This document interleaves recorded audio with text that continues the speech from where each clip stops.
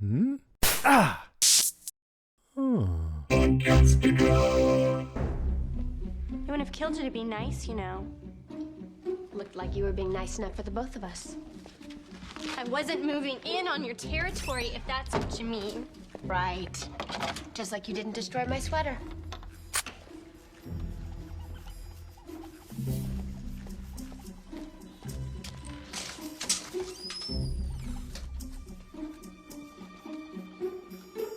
I'm cold. Well, I'm hot. Deal with it. Do you know what your problem is, Buffy? You? Hardly.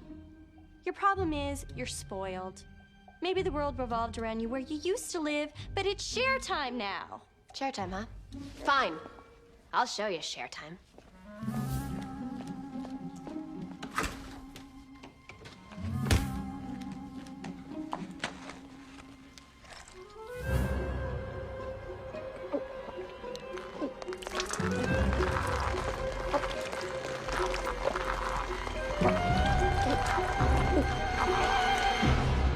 You're worried about her. Yeah, both of them.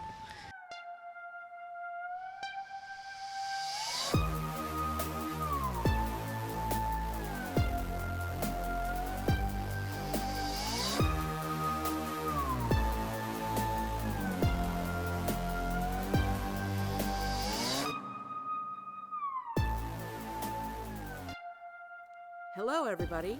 Welcome to Still Slaying, a Buffyverse podcast. I'm Penny. And I'm Sam. And I'm Kara. For this episode, we're going to be discussing Season 4, Episode 2 of Buffy, Living Conditions, written by Marty Noxon and directed by David Grossman. This episode originally aired on October 12th, 1999, to an audience of 3.8 million households. Some alternative titles in other languages for this episode were Difficult Cohabitation in French, very literal. Annoying Roommate in Finnish, also very straightforward. Escape from the Underworld in Italian. Oh my god, it's like Dante's Inferno. Yeah, it was like very Dante. Yeah. And then parentheses, not close parentheses, a human soul in German. The German ones are the best. They Oh my always God. give away the plot. They're like, we Every don't want time. anyone to be surprised. Yeah. Oh my god.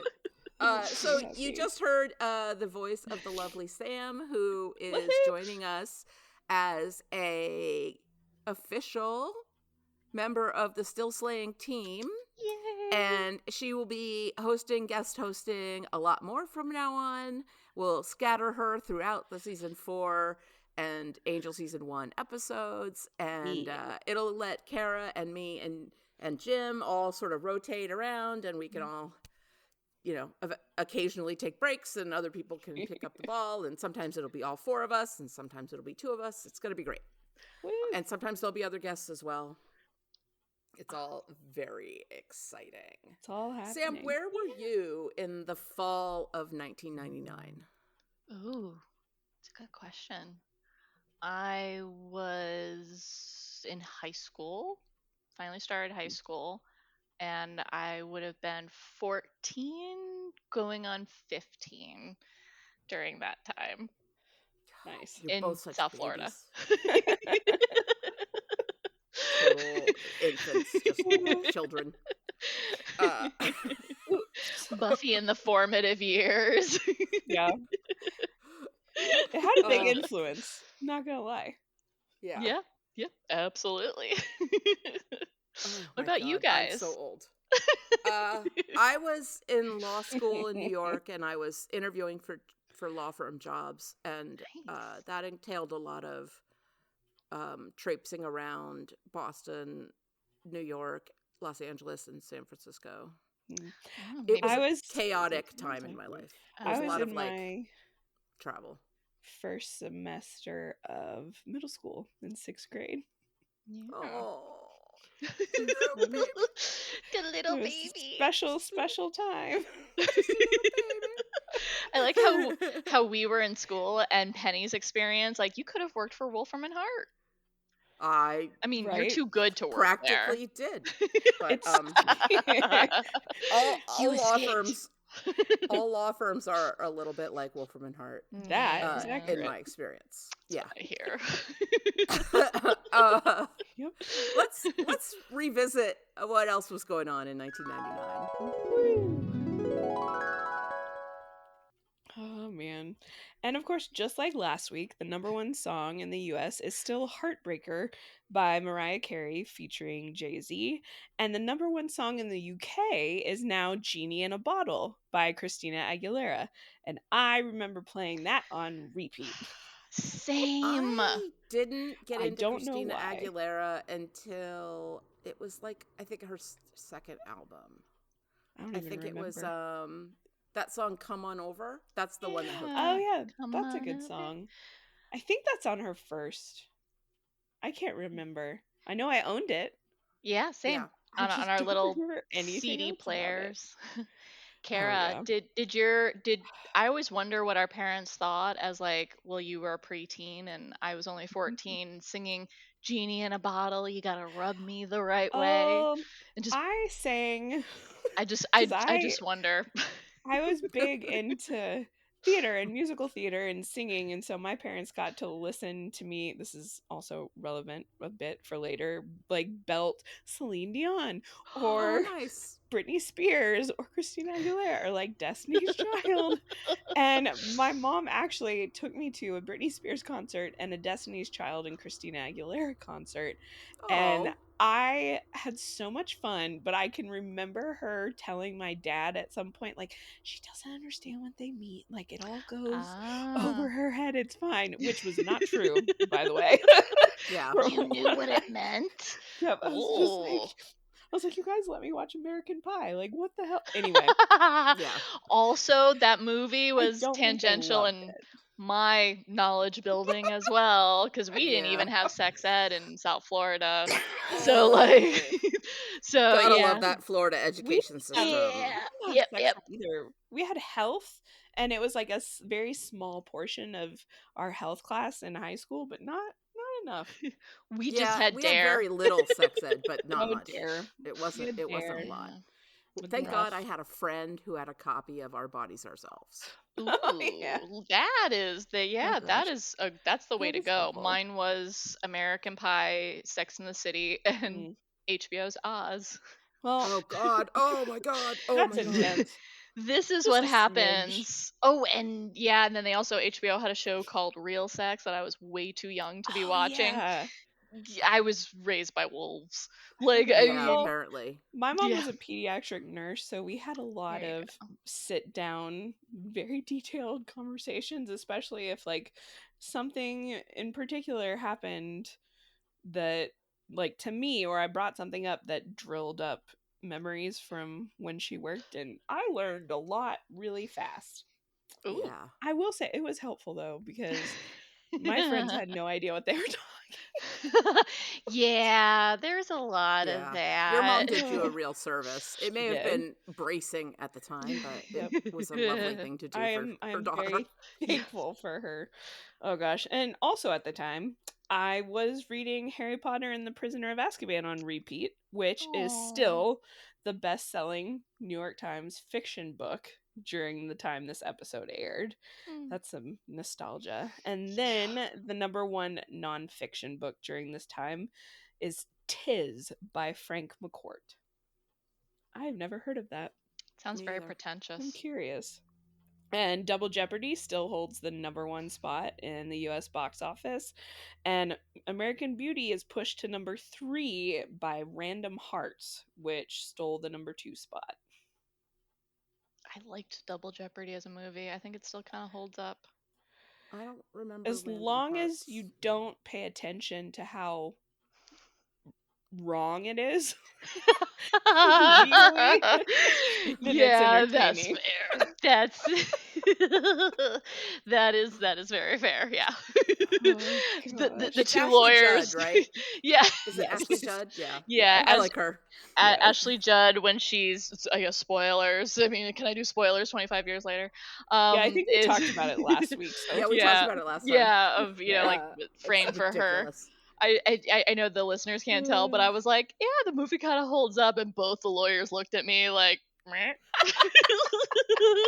You guys did it in a very sweet way. That's hilarious. Like, yeah, I don't know anything outside of my field. I really don't. Oh, gosh. I was like, that's Oh, fair. man. It doesn't hold up legally. On this day, this date is known as the Day of 6 Billion, as the United Nations Population Division declared that the world population had officially reached the 6 billion mark as the 6 billionth living human in the world was born. Dang. I always wonder like how they do that, how they count that. It's I got to be an know. estimate. Yeah, absolutely. American College and Basketball Hall of Fame center, 4-time NBA MVP, 13-time All-Star, NBA Championship 67, 72 MVP, Wilt Chamberlain dies of heart failure at 63. Also Very that week, sad. on October 11th, Pedro Martinez throws 6 stellar hitless innings in relief to win Game 5 for the Boston Red Sox and clinch the ALDS, American League Division Series, against the Cleveland Indians. And I'm sorry that I said Indians, but that they was were what their name was at the time. At the time. October 13th, Canadian Robert Mundell, later known as the father of the Euro, is named the winner of the 1999 Nobel Memorial Prize in Economics. And on October 15th, 1999, despite international urging toward democracy, a bloodless coup took place in Pakistan, and coup leader General Pervez Musharraf assumed power, suspended the constitution, and dissolved parliament. Whew, that's quite a week. Yeah. Really, really. Oh, man. All right, let's get into it about Kathy. Oh, Kathy. Kathy. Oh boy. She's so special. As Oz said, you know, nobody deserves mime. That was But so Kathy I have might. that written down. Kathy might deserve mime. funny. The actor who plays her, I just have to say, you know, we're going to trash Kathy in this conversation, but we don't want anyone to interpret that as trashing this amazing actor whose name is Catherine something. She did a fabulous job. Did an amazing job throughout the episode. Like, so in character, so real, so three-dimensional. So I adore passive-aggressive. how annoying she is. And I will say, the first time, all the many times I've watched this episode, having had horrible roommates in the past, and I'm curious about you guys, any of the stories you have, Mhm. I couldn't stand Kathy, and I found myself watching it this time being like, except with the exception of the ending, which obviously is not great. She's not that out of line. She has moments like the toenail thing. When I'm like, ugh, that is one of my pet peeves. Cut your toenails Yeah. in the bathroom, and I understand. I've had roommates who do it, and they do pick up all the toenails. But it's just like, it's just a pet peeve of mine. But like, I'm watching her do that, and I'm like, I know I'm supposed to be on Buffy's side because she's our girl, she's our woman. But yeah, I felt the Buffy was same way. terrible. This Buffy is was the a first terrible time, roommate. though. Every other time I've watched this, which has been a while, I was just like, oh, Kathy, I so know. obnoxious. And now I'm just like, Buffy, you started it. Why'd you drink her milk without asking? Yeah. Like, what are you doing? That would So make much me of it. upset. And Yeah. but then Kathy's like, Yeah, you know, she so. starts off with the passive aggressiveness, Yeah. where it's just like, no, it's not a big deal. It's like, if it's not a big deal, why are you bringing it up? yeah. Yeah, like it's And then it's just weird. Back and forth. Yeah. Both of I've them had a lot annoyed of me. roommates over the years, and I have to say, so I made a little list of all the roommate stuff that was an issue. I love it. Food, which is a big category. Yes. Phone bill, music, window open or closed, quiet versus loud, different hours, attaching herself to you, horning in on your social life, borrowing your clothes and ruining them, gum, labeling, everything. The gum sent me. That is unforgivable. Gross, I Buffy. mean, Gross. like Buffy is the worst roommate up until like the end. Like I was like, Yeah. Buffy, I'll take Kathy. up until we find out that she's a demon sucking The the demon powers part. from her. Yeah. Yeah, yeah. But like Buffy's the worst. Like The yeah, gum thing is truly unforgivable. That is Yeah. disgusting, Buffy. disgusting. No excuse for that. No, Really gross. That's it so gross. was awful. And And like the phone thing wouldn't be annoying. It's so funny now because everybody has individual cell phones. know. Yeah. But like when I was in college, splitting the phone bill was a really big deal. And when I had roommates after college, like the phone bill fights and like, I think you called that number. I think you called that number. Like, my let's gosh, I call that can't number right now and find out imagine. who it is. Like, oh my God, was that a real issue? Everybody I know who's ever had a roommate has had food stuff, right? Like Oh, there's yeah. always been a roommate who steals food or Oh like boy. Yeah. a roommate who has weird food stuff. I've had so many different variations on food Crazy. issues with roommates. Yeah, And same. kitchen- Didn't like the general sleeping in kitchen my issues. bed with a guy when I wasn't there. Ew. That was what Ew. I got a lock on my door after that. And everybody I lived with 5 other girls, one of which was one of my very best friends in high school.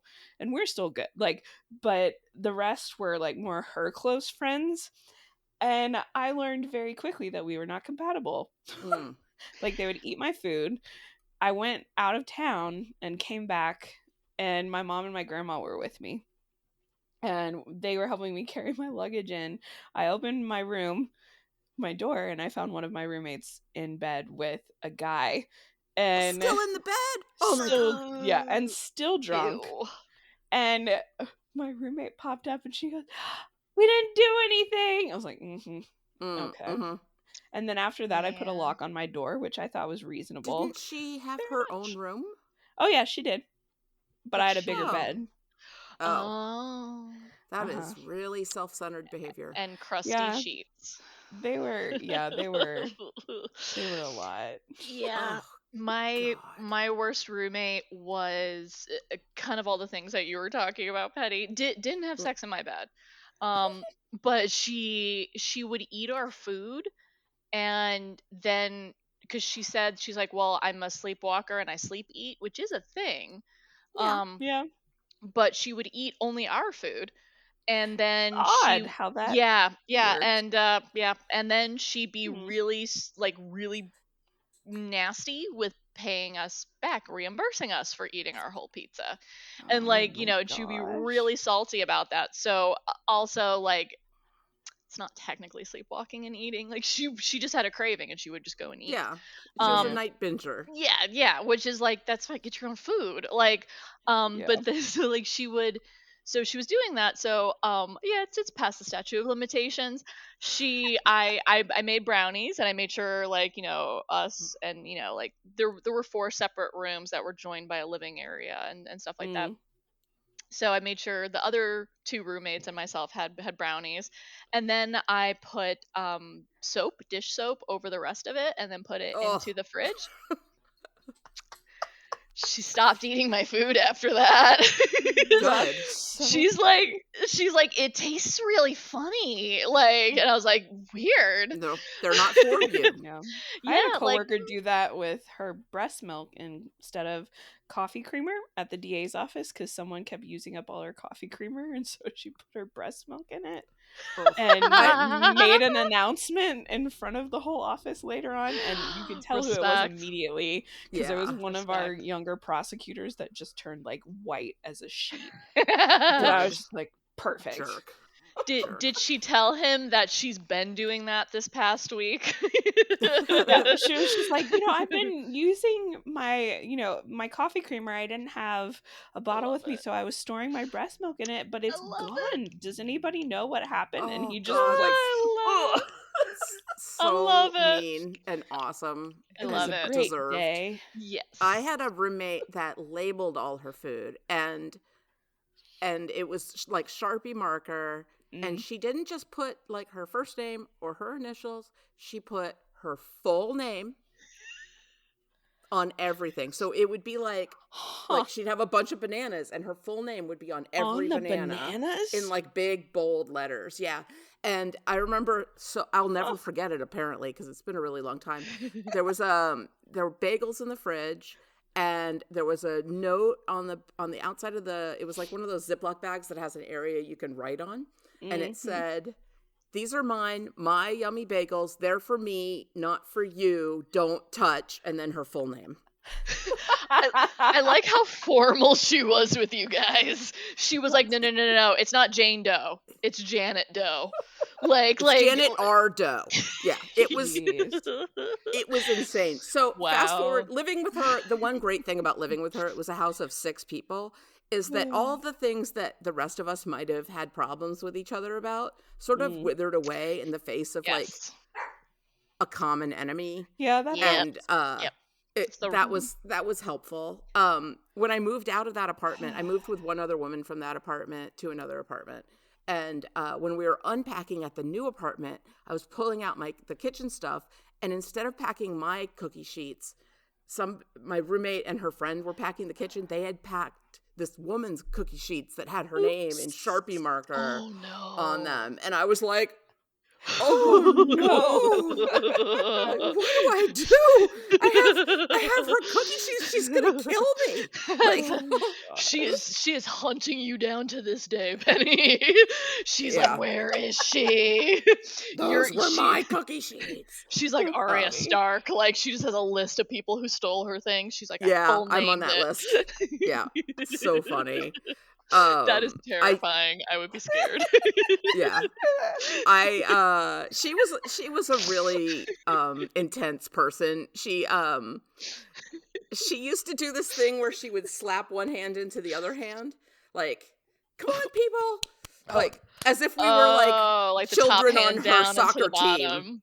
Yeah. Oh, Yeah. yeah. Top hand down and- into the bottom. and it No, would- thank you.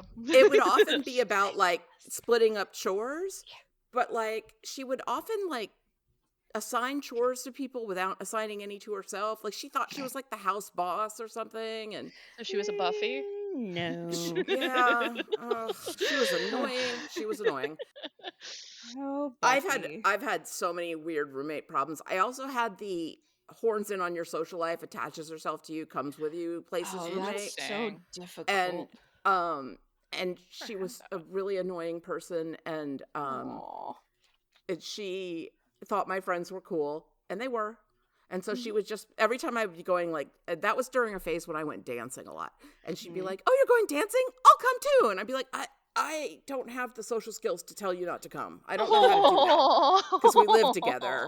So, Yeah. and That's hard. she ended up dating a friend of mine, and it was so funny when they like met and hooked up. I told him, I was like, "She's a nightmare to live with. I mean, good luck, dude." I was like 3 weeks from moving out at that point, and I was like, he's like, "I really, really like her. What's so bad about her?" I'm like, dude, if you really like her, date her, but like, I don't like her. That's all I can tell you. Yeah. And then like 2 years later or something, I was hanging out at his house. I remember it was like Christmas, and I was hanging out at his house, and I met his other roommates, and they were like, "Oh, you lived with the hell bitch." And I was like, "Yeah." And then they had all these stories about how much they hated her. Oh And I my was like, gosh. it's not lightly that I tell someone that someone they want to date is a nightmare. Like, Yeah. I meant it. Like, this is Yeah, very validating, that is guys. hilarious. It I was mean, really funny. I like how you were like in the movie The Ring, like you get a warning and then 7 days later it was like, "No, she's a little tough, dude. I'm moving out in 2 weeks." And then like 2 years later they're like, "You were right." Yeah. Yeah. She was I am happy awful. to say that friend is now married to a lovely woman. They have an Aw. adorable 11-year-old, and things seem to be going great for them. So Very cool. it worked out good. in the long run. He But learned his that lesson. roommate was a nightmare. She didn't have a driver's license until she was 23 because, she had a boyfriend and he could drive her anywhere she needed to go. Okay. I am not that person. Yeah. That And I'm is like, hard what if you to want to wrap go my brain somewhere around. and he's not available? She's like, why would I want to go somewhere when he wasn't available? And I was like, Oh. This is so weird. Yeah, I've heard of people not getting driver's license because they live in like New York City and there's really No, like she no lived reason on to the Yeah. get it. Cape. There's no Oh public yeah. transit on the Cape. Yeah. Just her riding a whale. You know, Yeah. I have to tell you, when you say the Cape, me as a native Texan, I Mhm. just imagine this like beautiful magical place with like seashores and quiet and like all this stuff, and I have no idea if that's accurate now that I'm That thinking is about it. accurate, but the Cape is also hillbillies, strip malls, mini golf courses, Aw. gas stations, overpriced gross motels. It's both of those things.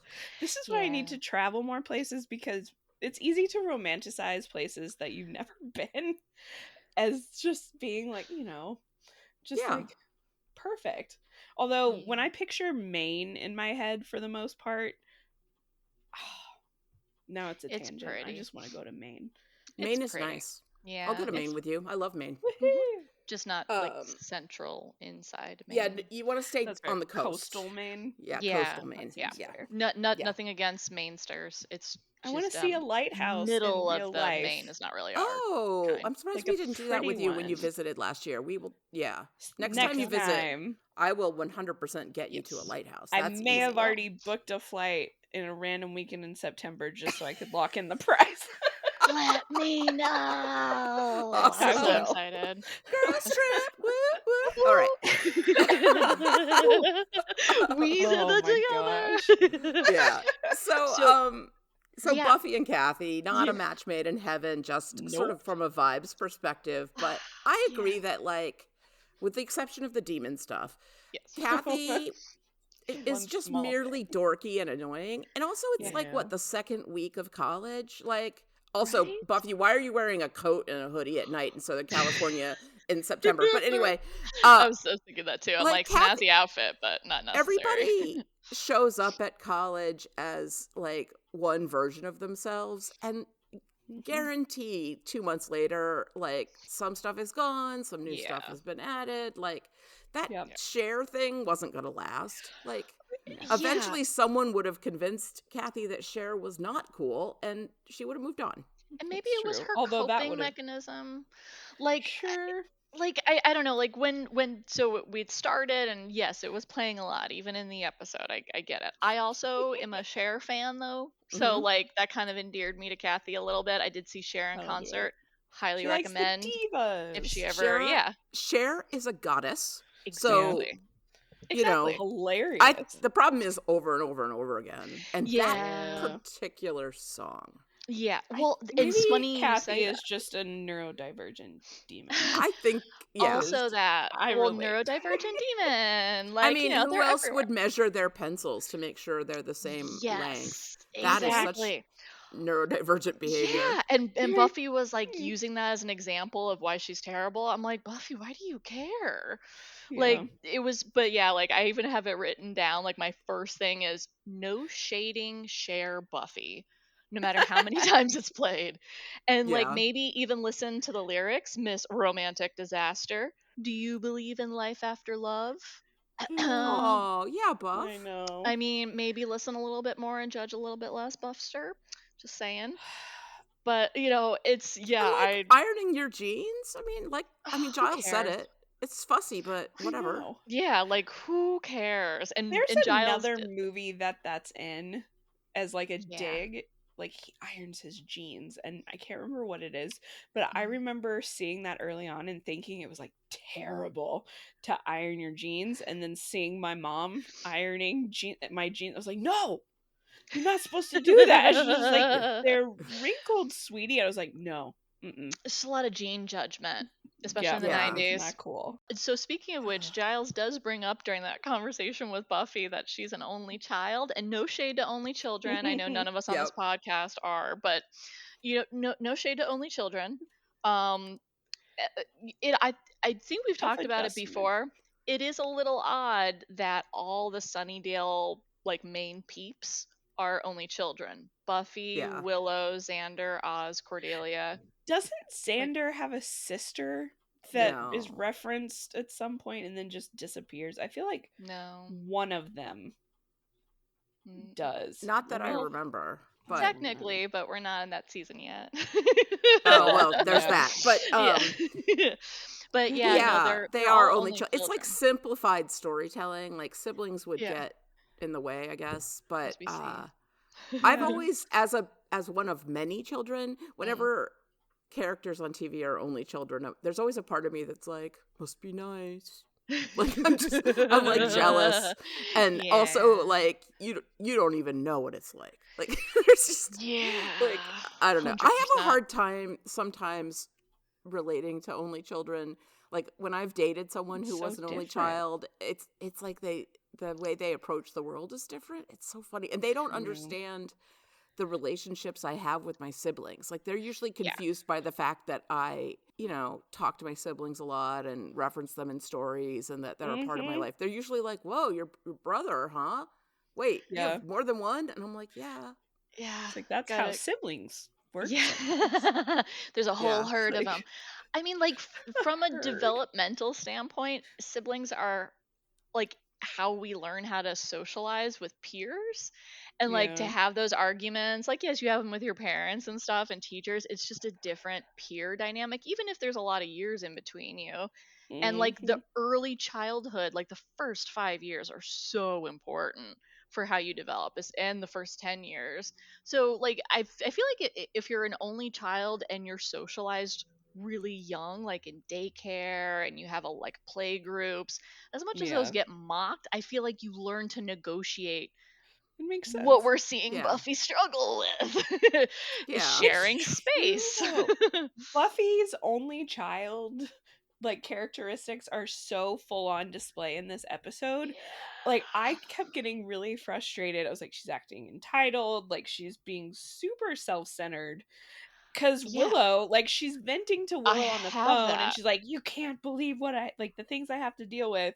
But meanwhile, Willow is also dealing with a terrible I have roommate that. throwing a party, and we never see Buffy say, well, how's your roommate situation going, Will? Yeah. Not Like Even when once. she can, nothing. yeah, even when she can hear the And music Willow coming in. drops it, right? Willow Mm-hmm. goes, "My roommate's a challenge," and Buffy Mm-hmm. just like skims right past it. She Yeah. Yep. definitely has a little of, main character Even though syndrome. Yeah. she And is the main character, she I get it, but she like is, but she, you know, It she revolves does. around Buffy? me, kind of Yeah. thing. Yeah. Kathy told some truth there. Like maybe the Yes. world revolved around you where you came from, but it's share time. And I mean, Yeah. the way she delivered it was hilarious, but it was also true. Like, Yeah. yeah, Like, I mean, Buffy. it's just not the best side of Buffy. And I think because we've Mhm. seen so many like bad guys and she saves people, right? Like, Yeah. I Yeah. think we sort of see the human stuff that she struggles with, the very human stuff that she struggles with. And she's being a Yeah. spoiled brat. Like, she's Yeah. very self centered, which is not all only children. It's just sort of Yeah. seeing how she's not used to checking in. Like, we talked about Willow, who's having actual roomie issues, and she doesn't even ask Willow, doesn't check in, or Giles. She's like, No. "You run Giles?" I'm like, "Yeah, how much do you know about Giles? Because, like, Exactly. we don't know a lot about him." So Yeah. I'm guessing this is where it comes from. Well, and I did find it odd. You know how Willow says that Buffy is kind of acting out of character and she and Giles when they first have that conversation, at that point I was like, I mean, she's not really. She's not doing I anything was like, crazy. she seems slightly Yeah. grumpy. Like, It wasn't Yeah. until later, like once the Yes. toenails and the killing are mentioned, yeah. I was like, Yeah. okay, Yeah. now you can worry. Like now this is a little out of hand. But the way that they treat her and talk about her in this episode, I still No. don't really get what Yeah. was setting She them didn't off. seem extreme enough at that point that if I No. had been there, I would have been like, what's with Buffy? I would have said something like, wow, Buffy's really not getting along with her roommate. Right? Yeah. And And I Yeah. mean, I guess the fact that she's a Slayer and has Slayer strength and all that stuff, like she needs to, make sure that she keeps her temper in check and keeps her identity in check. Like Kathy finding her weapons, I thought was going to be a way bigger issue. I remember oh God, that was first so seeing funny. it, and then I Right? was just like, She was oh like, what? no, like what is she gonna think? And then But she's like, shrug. And I'm like, Yeah. who is Kathy. this person who Yeah, I'm doesn't like, think Buffy. weapons are a big deal? And of Yeah. course, we find out later that she's well, not human, so she doesn't yeah. know It's like, Kathy, that this most is people don't have actually weapons. disturbing. Yeah. Like, Yeah, she was just come like, on. "Oh well." I'm like, "Kathy's a cool chick." Yeah. So yeah, Like- it was a lot of it. Like even when Buffy told her she was gonna go out to get some ice cream and she was patrolling, or it was a yogurt or something, and Kathy joins her, Coffee. she's like, "Ugh, oh coffee." She's like, "Ugh." I'm like, Yeah. Buffy, Your roommate's like just trying to, like, she. I mean, tag Yeah. she don't know you're patrolling, Buff. It's Like completely normal behavior. She's just trying to be your friend. yeah, and she's like, I want a coffee too. Like, I mean, it's not like, and she's like, and she was saying, like, I want to make sure that you're okay. I'm like, that's sweet. And Buffy's like, Yeah. I roll. And I'm like, Buffy, go sit in the corner because now you are like you are our woman. You are our buffster. And I got so annoyed with Yep. Buffy for like Yeah. 95% of It's like, this episode. I love you, and so I'm going to be straight with you. Yeah, You're wrong. exactly. You Like, know that meme that is like when you get to a point like where you dislike a person so much that any little thing they do sets you off. You're like, look at that bitch over there eating those crackers like she owns the place. oh, Like yeah. that type of thing is where Buffy is Yeah, at. she's there, very but she's there quickly. so fast. Yeah. But like the sweater with her Okay, the getting sweater was ketchup on weird. it, that would piss me Yes, off. that was fair. Yeah. And Kathy also thinks that Buffy just threw her. Yeah. like, I mean, Buffy, He was maybe trying you to want to steal my share. backpack. Yeah, it's like, Yeah. I mean, Buffy, your whole high school knows about you. I mean, if we know anything about high schoolers, they're not good at keeping a secret. You can let your roommate know. Whether she chooses to believe you, I mean, that's kind of up But to where her. does Kathy say she's from? Nebraska. Nebraska. Oh, And yeah, then I there's love that Xander weird. says Well. Big Sky Country, and I'm like, that's Montana. But Oh, Xander. I have that. That's I so have that. I was awful. like, ew, Xander. I was like, ew, Xander, don't be weird. Like, I can't stand him. he's But just trying. I mean, oh, he's Poor why guy is he is a little there? lost after because high his school parents won't feed him for graduation. free. That's true. And He's I'm got like, he's so anxious. I do feel bad for him. Like in the last episode and in this episode, Xander is so anxious to like get the Scoobies together and like Yeah, because let's he doesn't do have anything something. going on in his life You know, yet. I'm just like, because oh, he buddy. can't Yeah, make yeah. any other friends. Well, yeah, Well, that too. with that But personality. he's yeah. Poor guy. It's Xander. He's Xander. Yes. Having a hard time adjusting. But I think that the funniest moment came for me when they have the share time conversation and then Buffy grabs the milk and like guzzles the milk and like spills it all over herself and the floor in dramatic fashion. I was like, So gross. who What are we does that? I've never seen anyone drink milk at someone before. Like, all I could think about watching that scene was how many takes that took and how many times Sarah know. Michelle Gellar had to Like, pretend to chug milk or just actually chug chug it. milk. I mean, she Yeah. chugged it with that Slayer aggression. it was Like, I am amazing. chugging it It was at a intense. demon. Like, she all ends with her Slayerness. She's like, I will Now- even chug milk like this. To be a little bit of a Buffy apologist, it's possible that her Slayer instincts alerted her on Yeah. some level that Kathy was evil, and so she True. was predisposed to dislike her and therefore get super annoyed by her. Like That is a Ted. good point. Yes. Like, wow, she hated Point. Ted Like on sight. she knew. And I get them being hesitant because like the Yeah. whole thing they thought she killed a man and turned Yeah, out to yeah. not be true. But it's kind of like, That's a you know good what, point. guys? Buffy's usually right Yeah, about And she these was things. right. Yeah. She I was she love when she just rips didn't the slay face off her. and she just goes, "I knew it." Yes, She's yes. just so Which is proud of herself. to Penny's boy, right? Like, Yeah. I knew something was wrong. Yep.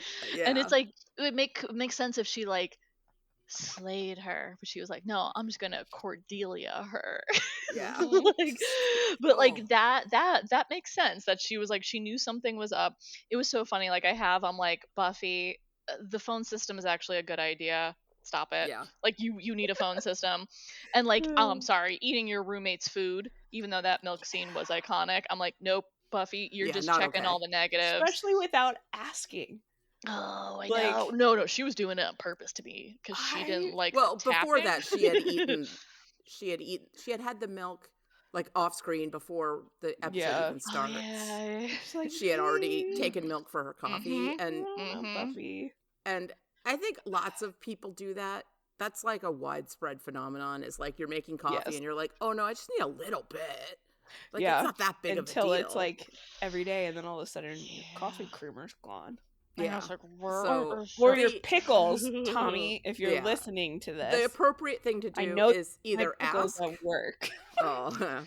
yeah. You either ask or you immediately say, "Hey, I took a little bit of your milk this morning. I'll replace it. I'm so sorry." Right? Absolutely.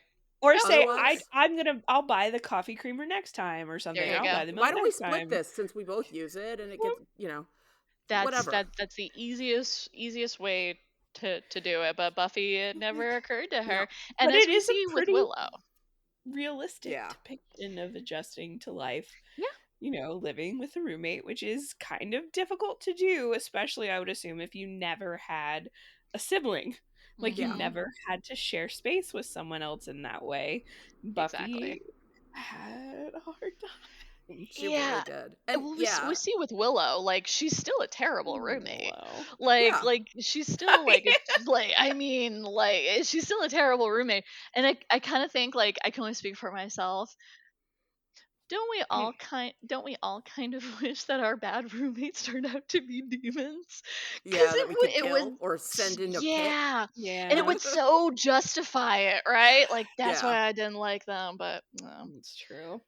Well, I recognize my freshman year of college that I don't think it wasn't a bad roommate situation, but I was probably the annoying roommate because it's when I think a lot of my neurodivergent traits started to really become glaring. Mhm. And I would, I had a cough for most of the first semester and my poor roommate couldn't sleep, and like I wanted to watch baseball and I would watch it on mute, but then I'd be like cheering and yelling at the TV. Like I was the annoying roommate for the most part in that It's situation. good you can recognize that about yourself. Yeah. That's But we important. lived together again the second year, so it couldn't have been that bad. But I was like, no, she put up with me more so than I put up with her. Yeah, There- it's so there are funny, some quirks Kara. there. You're like as someone with like emotional intelligence and insight. You're like, oh, so my neurodivergent cues came out, and you're listing them off. I'm like, that's like half the men I've dated. Yeah. I'm like, that's. Like- Did you also fart in your sleep? Like, I mean, like, Who knows? like poop. Like, I will say one thing she did do. She had a long distance boyfriend at the time, and they would like I video chat Oh. with each other to fall Yeah. asleep, but her nightstand faced both of our beds, so I would be like laying there and I'd turn over and So I you would were see, kind of on camera? yeah, Yep. and I was like, I had that too. first First, weird, guys. That seems like a Freshman- fixable problem. Like rearrange freshman. your setup. I walked out in a towel and then it stopped. Oh, good. So That's smart. okay. That is Yeah. smart. I like it. Work smarter. Yeah, I like it. Ugh, Can she didn't change eat it my all up. food though, and I didn't eat hers, so we were good there. Yeah. Yes. It's all Oh, good. God, I've had So- so many food stealing roommates. Oh yeah. Speaking of ugh, Ugh. we meet Parker Abrams. Ah, Yeah. So it's hard. Let's We talk can about talk that. about in- him. Let's talk about him at the end. Oh, that's a good I point. did Yeah. say at first, I will say my first impression watching this episode, obviously he's charming, and Yeah, as he's an cute. adult, I'm like, you're being suspicious. I But know. I'm jaded now. And then I thought it was very sweet that when he went to Buffy's room to like give his phone number, he engaged in conversation with Kathy and was, Absolutely. being friendly and talking to her about Oh, the Red Mhm. Wings and hockey. yeah. Which I thought it was cute that he brought Buffy Ziploc bags. Yeah. Oh, Something they Yes. talked about, and it's a really That- nice touch. Hey, dudes out there, if any dudes that would listen have to this show, worked who on are me. dating It- dudes, like it would be little smart. tiny gestures like that are better than big grand gestures. Yeah, but don't Because- use it to manipulate people. They're more Yeah. meaningful. That just it's when people say it's the thought that counts, it It really means is.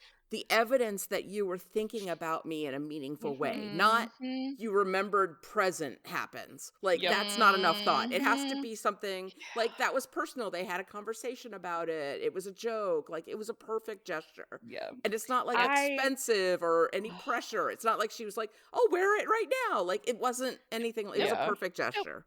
I would have fallen for Parker. Oh, 100%. So hard. I would have fallen in bed He's with my Parker type, with too. the Ziploc Like, bags. Yeah, he's so brown handsome hair, and floppy. snarky.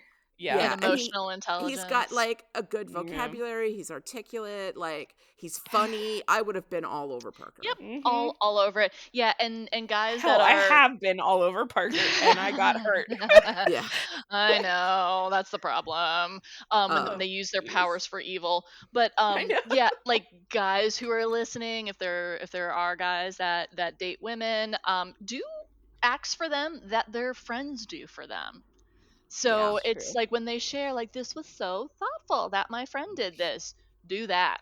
Because that is what we're talking about. Because you're like, oh, I understand. That's okay. I don't know why I said that tone. But, like, just listen to what her friends do for her.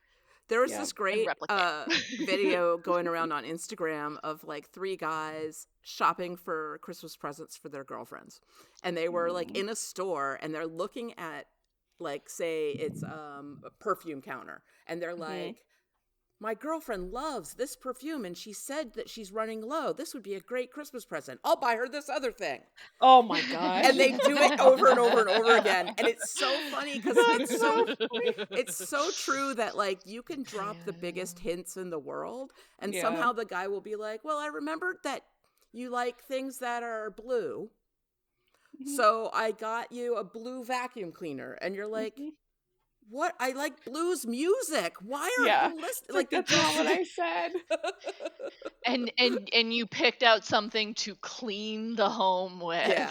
Or like I got like you a thing that's really for me. Like, here's the DVD set of like the classic hockey games of the 90s. Like, that's not for me. Do you guys remember the Peloton commercial, which was totally, and I'm gonna call out scandal. guys. Yeah, I'm totally gonna call out men. I'm sorry, y'all, but like, definitely your fellow men were in charge of this because there's the Peloton ad where the husband got the wife a Peloton for Christmas holidays, and she was so excited, and the controversy was like, if she didn't ask for it, don't give her an exercise machine. Like, you need to lose weight. I was like, yeah, you need to look better. No. Yeah. And don't if they had made it clear in entirely the ad, different if you I want. remember this she ad wanted so it. well that she was if when he gave it to her, he was like, now you can even train for your races in bad weather. Perfect, yeah. But that's not how all that her happens. answers and concerns would have gone away. Oh, she's an Absolutely. avid biker. She wanted this. So like, funny. yeah, it's great. No. No. But it was like the vibe of the ad was also like, she didn't look like, oh my God, a Peloton. She was like, oh, I see you got me a Peloton. Like, she wasn't excited and happy about it. So the audience all absorbed like, oh, he's telling her she needs to exercise more. And meanwhile, she was like slender. Yeah. So it was like, is he one of those guys who's like, you have that one little tiny piece of fat there, so get on that bike, girl. Like, that's how it came across. And I know that's not, the company came out and defended themselves all over the place. Which and it was a like, bad idea. That may not have been your intention, but that is the message you ended up sending. Like, Yeah, listen to the audience. Like, focus group this at all? Like, did you not show it to women? Like, we're telling you what we heard, and that's what we heard. Like, it doesn't really matter what you were trying to say. Your ad was offensive. Gosh. Yeah, and you can tell because like it was also a heterosexual couple. Yeah. Like, you know, it's like, and why did the woman have to get the Peloton? Why couldn't she have bought it for her husband? Like, it was just like all of this stuff. It was like, I remember when they doubled down on it. I'm like, well, that's not the answer. You had a blind spot, and like, it was projected to millions of people. Now you got to say a millions of people apology. Be like, oops, my bad. People are very forgiving of an oops, my bad, but not of a double down. Double down makes people mad. High Yeah. fashion does this a lot with extremely racist stuff that they put out, that they Yeah. continue to put And out. they're like, it's art. And you're Like, like, but It's it's guys, not. really exploitative. Yeah, Like, it's really racist. like, Like, I no. understand why you think it's art because there are creative elements in there, but like, uh, And the message also, is racism. yeah, it can still yeah, be problematic even Yeah. if it's art. I've seen a yeah. That lot of doesn't problematic give art. you a Oh, pass. Which so is my much. opportunity to plug. In Boston, there is a museum of bad art in Dorchester, and Oh it's my gosh. awesome, and everyone should go to it. That sounds fantastic. It's That Well, might. and what you think is going to be the bad art, it's worse. It's worse art than what you think it is. I want Interesting. to I mean, it go. had to be nominated and accepted in clearly a sea full of bad art. That is Yeah. fascinating. What did you guys think of Kathy kind of getting flirtatious with Parker? Did you see it that cuz I was just like, Buffy, calm down. I I didn't read He's it think as flirtatious, it really, like I seriously didn't see flirtatious. well, her yeah. behavior as all that different from how she was with Willow, Oz, and Xander, where Yeah, she was Right? just like, I want to meet people. Like, She's yeah, just bubbly. she wants to be friends with everybody. And when she Like, yeah. kind of smacked him, like, you yeah, it stop. was I was like like, mildly flirtatious, but like, But I mean, Buffy yeah, doesn't own him. yeah, no. yeah, I She feel only like met him Buffy once. has yeah. some confidence issues, and I can't decide sometimes if I feel like that makes her more human or if it's JW kind of trying to take her down a notch or Mm, something. You know what I mean? Yeah, Because like, well, because she's both. so pretty. yeah, Yeah. like she's stunning and gets Yes. a lot of male attention. She could read all their minds at one point. Yeah. Yeah. Like, and she, there's that one scene after she talks to Parker and she sits down with Willow and Oz and Xander, and Xander and Oz both kind of tell her, like, he'll be back, like, don't worry. And she's like, you think so? Yeah. Like, really? I'm like, Buffy, Come believe on. in yourself. Like, come on. Girl, Yeah. Did like, you see your iconic ex, undead Buffy? people love you. I Come on. know. Like, I'm like, he may have been like have the personality of a stick in the mud, but he was Yeah. gorgeous, Buffy. Like, Yeah, And it and like like, even happens your enemy multiple Spike always times. calls you cutie. Like, Oh, yeah. yeah. it, Like, Like, you the insecurity comes most of the out, men and in I your just life want hit to on you. Like, what? shake her. And I can't tell yeah. if that's just me overthinking and No, overanalyzing I like know. I I sometimes think do. I think that it's less so now, but not enough less Yeah. so that American culture doesn't like a woman who's confident, right? And Oh, Yeah. Buffy hell is no. so confident in her slaying that in order Mm. to balance it, they have to give her some stuff. And the thing that they have to give her is that she's not super confident about her looks because they can't make her clumsy, which is the go-to. Yeah, that's true. She Great has to be more point. Yeah. palatable somehow. Yep. And if she Because, was I mean, like, I I know think I'm of. gorgeous and I'm a slayer, we'd all be like, she'd be Faith, actually. You That's know? true.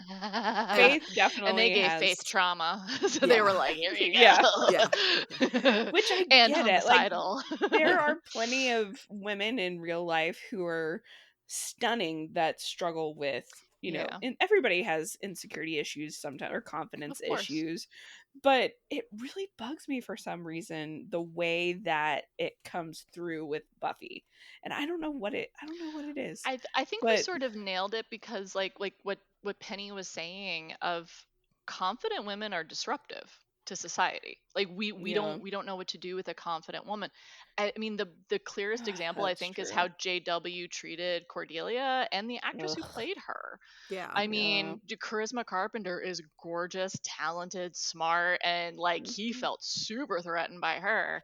So it's like I think it's both. Like, Yeah. like I think, yeah, I don't know a single woman who isn't insecure about something or like have moments of insecurity about their body and their image because we're taught to Yeah. be. Yeah, And that that's a we're whole other thing. yeah, it's a whole Yeah. other thing, but like we're taught to be, and we're taught that being confident is you need to be humble because you don't want to brag. Where like Yeah. I just think it's confident women are disruptive to society. So a That's male true. writer and producer of the show is like, well, how do we make her relatable? Well, she's a teenager. Like they're gonna have issues that are Yeah. relatable, right? This Yeah. show has wonderful examples of this, but we need to take her It's down a true. peg because she's gorgeous and talented and funny and smart. So we need to give her an Achilles heel for people to relate to. And it's like, Hmm. but her humanness we relate That's to. true. They Yeah. make her say some really dumb crap sometimes too. Yeah. Where I'm just like, come on. Come on. Yeah. Buffy's smart. Yeah. But I don't know. The whole conversation with Parker, and I get she's in a new Yeah. environment, but I'm just like, you I gotta, know. he'll be fine. I promise. He'll be fine. But I did love Oz. I did think Yeah. that the conversation was cute. I liked that Xander called her the Buffinator was funny. Yes. And then Oz going, That was he'll cute. be back, was Oh, hilarious. I think they were really good.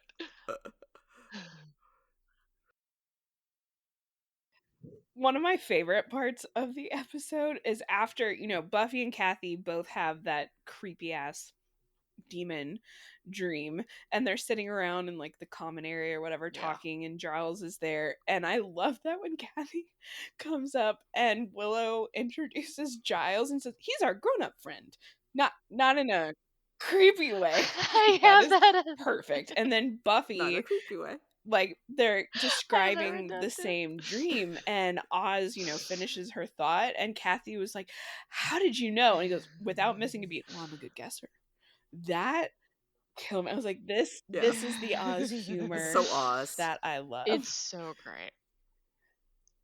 God. Yeah. He was great this whole episode when he went on patrol with Buffy That was and so she took cute. out the bench and he's like, Yeah. well, you took out the bench. It was looking shifty. I loved that so much. Nobody Yes. deserves mine, Buffy. I mean, he I have had that too. like one great line after another, just like bam, bam, bam with Oz. He's so funny. So good. Like he was just so awesome. Like I have like another great quote. I don't remember where they said this, but Oh, the yeah. Gur and Girl. Oh Gur my in God. That Girl. okay, Gur in Girl has been my username on dating websites for years. And I am still Somebody to get it. waiting for someone to be like, gosh. that's from Buffy. Like it hasn't happened That's yet. It's been fantastic. years I and feel years like and years. I feel like that would guarantee a date. Like if someone got it, it's like, well, then you're a Buffy fan. So That's true. If technically someone- that should mean you're into female It's empowerment. one of my all-time favorite Buffy quotes, so you know I have the clip. And what are we if not women up to a challenge? Exactly. I mean, did we not put the Gur in Girl? So cute. Well, here's where I get off. Say hey to Oz for Wish me. me monsters. Happy hunting. Wish me Wish me monsters. monsters. I love that. That's so I have that cute. too. Wish me monsters. Wish me So cute. monsters. And the way Buffy Wish Me says gonna Monsters it. say- is so great. It's I'm gonna funny. say that the Wish- next time I go wish on a me date. monsters.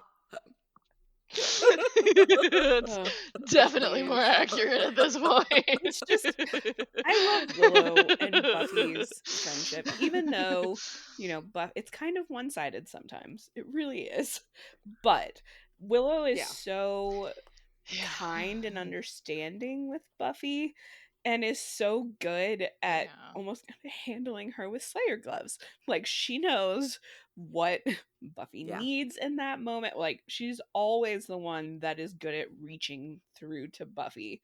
And it's kind of, I feel like they should have let Yeah, their Willow friendship is take the lead a beautiful. little bit more in Yeah. this episode, because when she randomly first, hilarious how Oz and Xander tie Buffy up and do a terrible job. Oh God, I love that scene. Wait. funny. I've got it. Buffy, this hurts me more than it hurts you. Not yet, but it will. Well, don't say that. Oh, please don't say So that. funny. And then when Xander's like, I don't think I tightened those ropes I enough, and love it. Oz is like, well, better go over there and check him. And Xander laughs nervously, and he's just like, oh dear God. Like, I can't, like, don't make me do it. He felt very.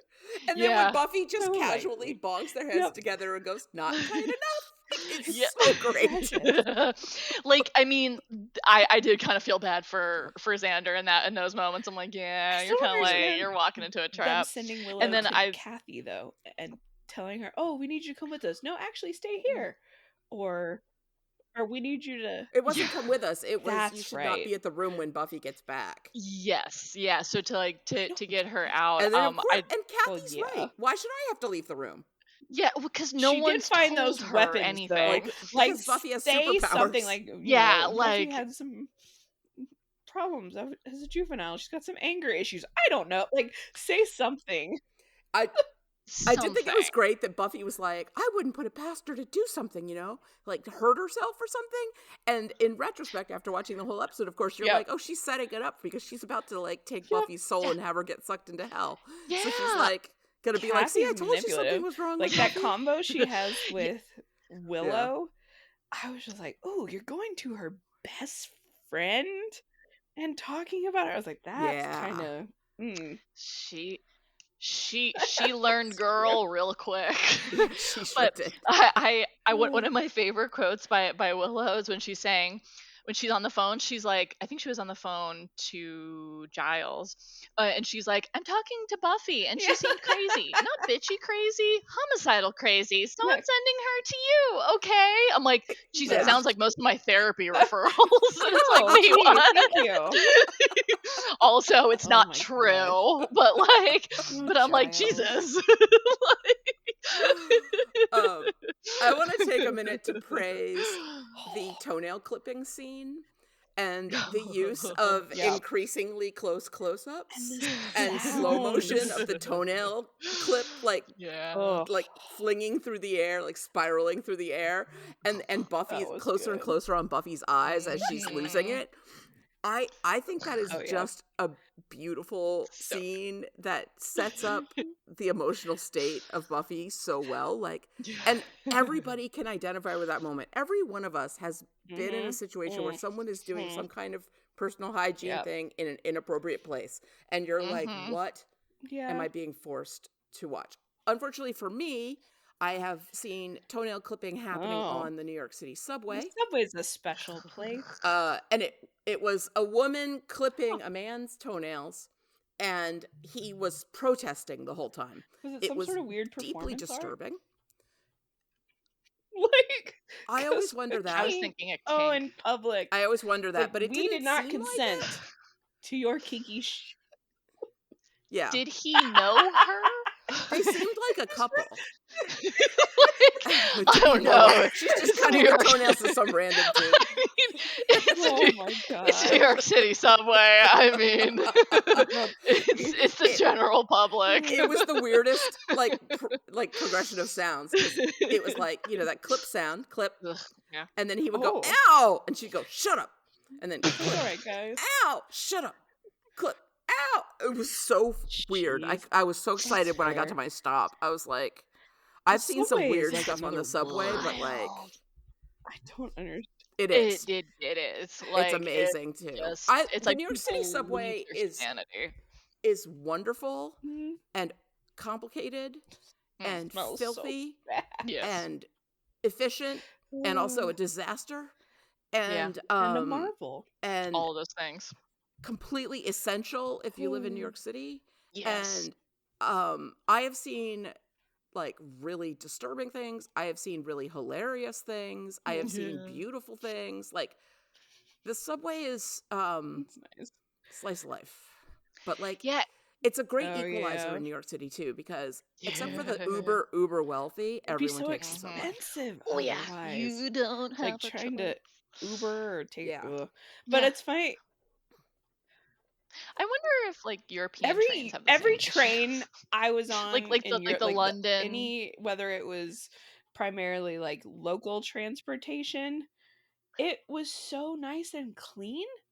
Like people, it was Yeah, Europe is wonderful. different. The train stations People respect their sometimes, trains. but the actual Oh. trains themselves they were very pleasant. But it's I will not say the same of Mm, trains that's in good to Morocco. know. Mm, I'd give them 2 Oy. out of 5 stars.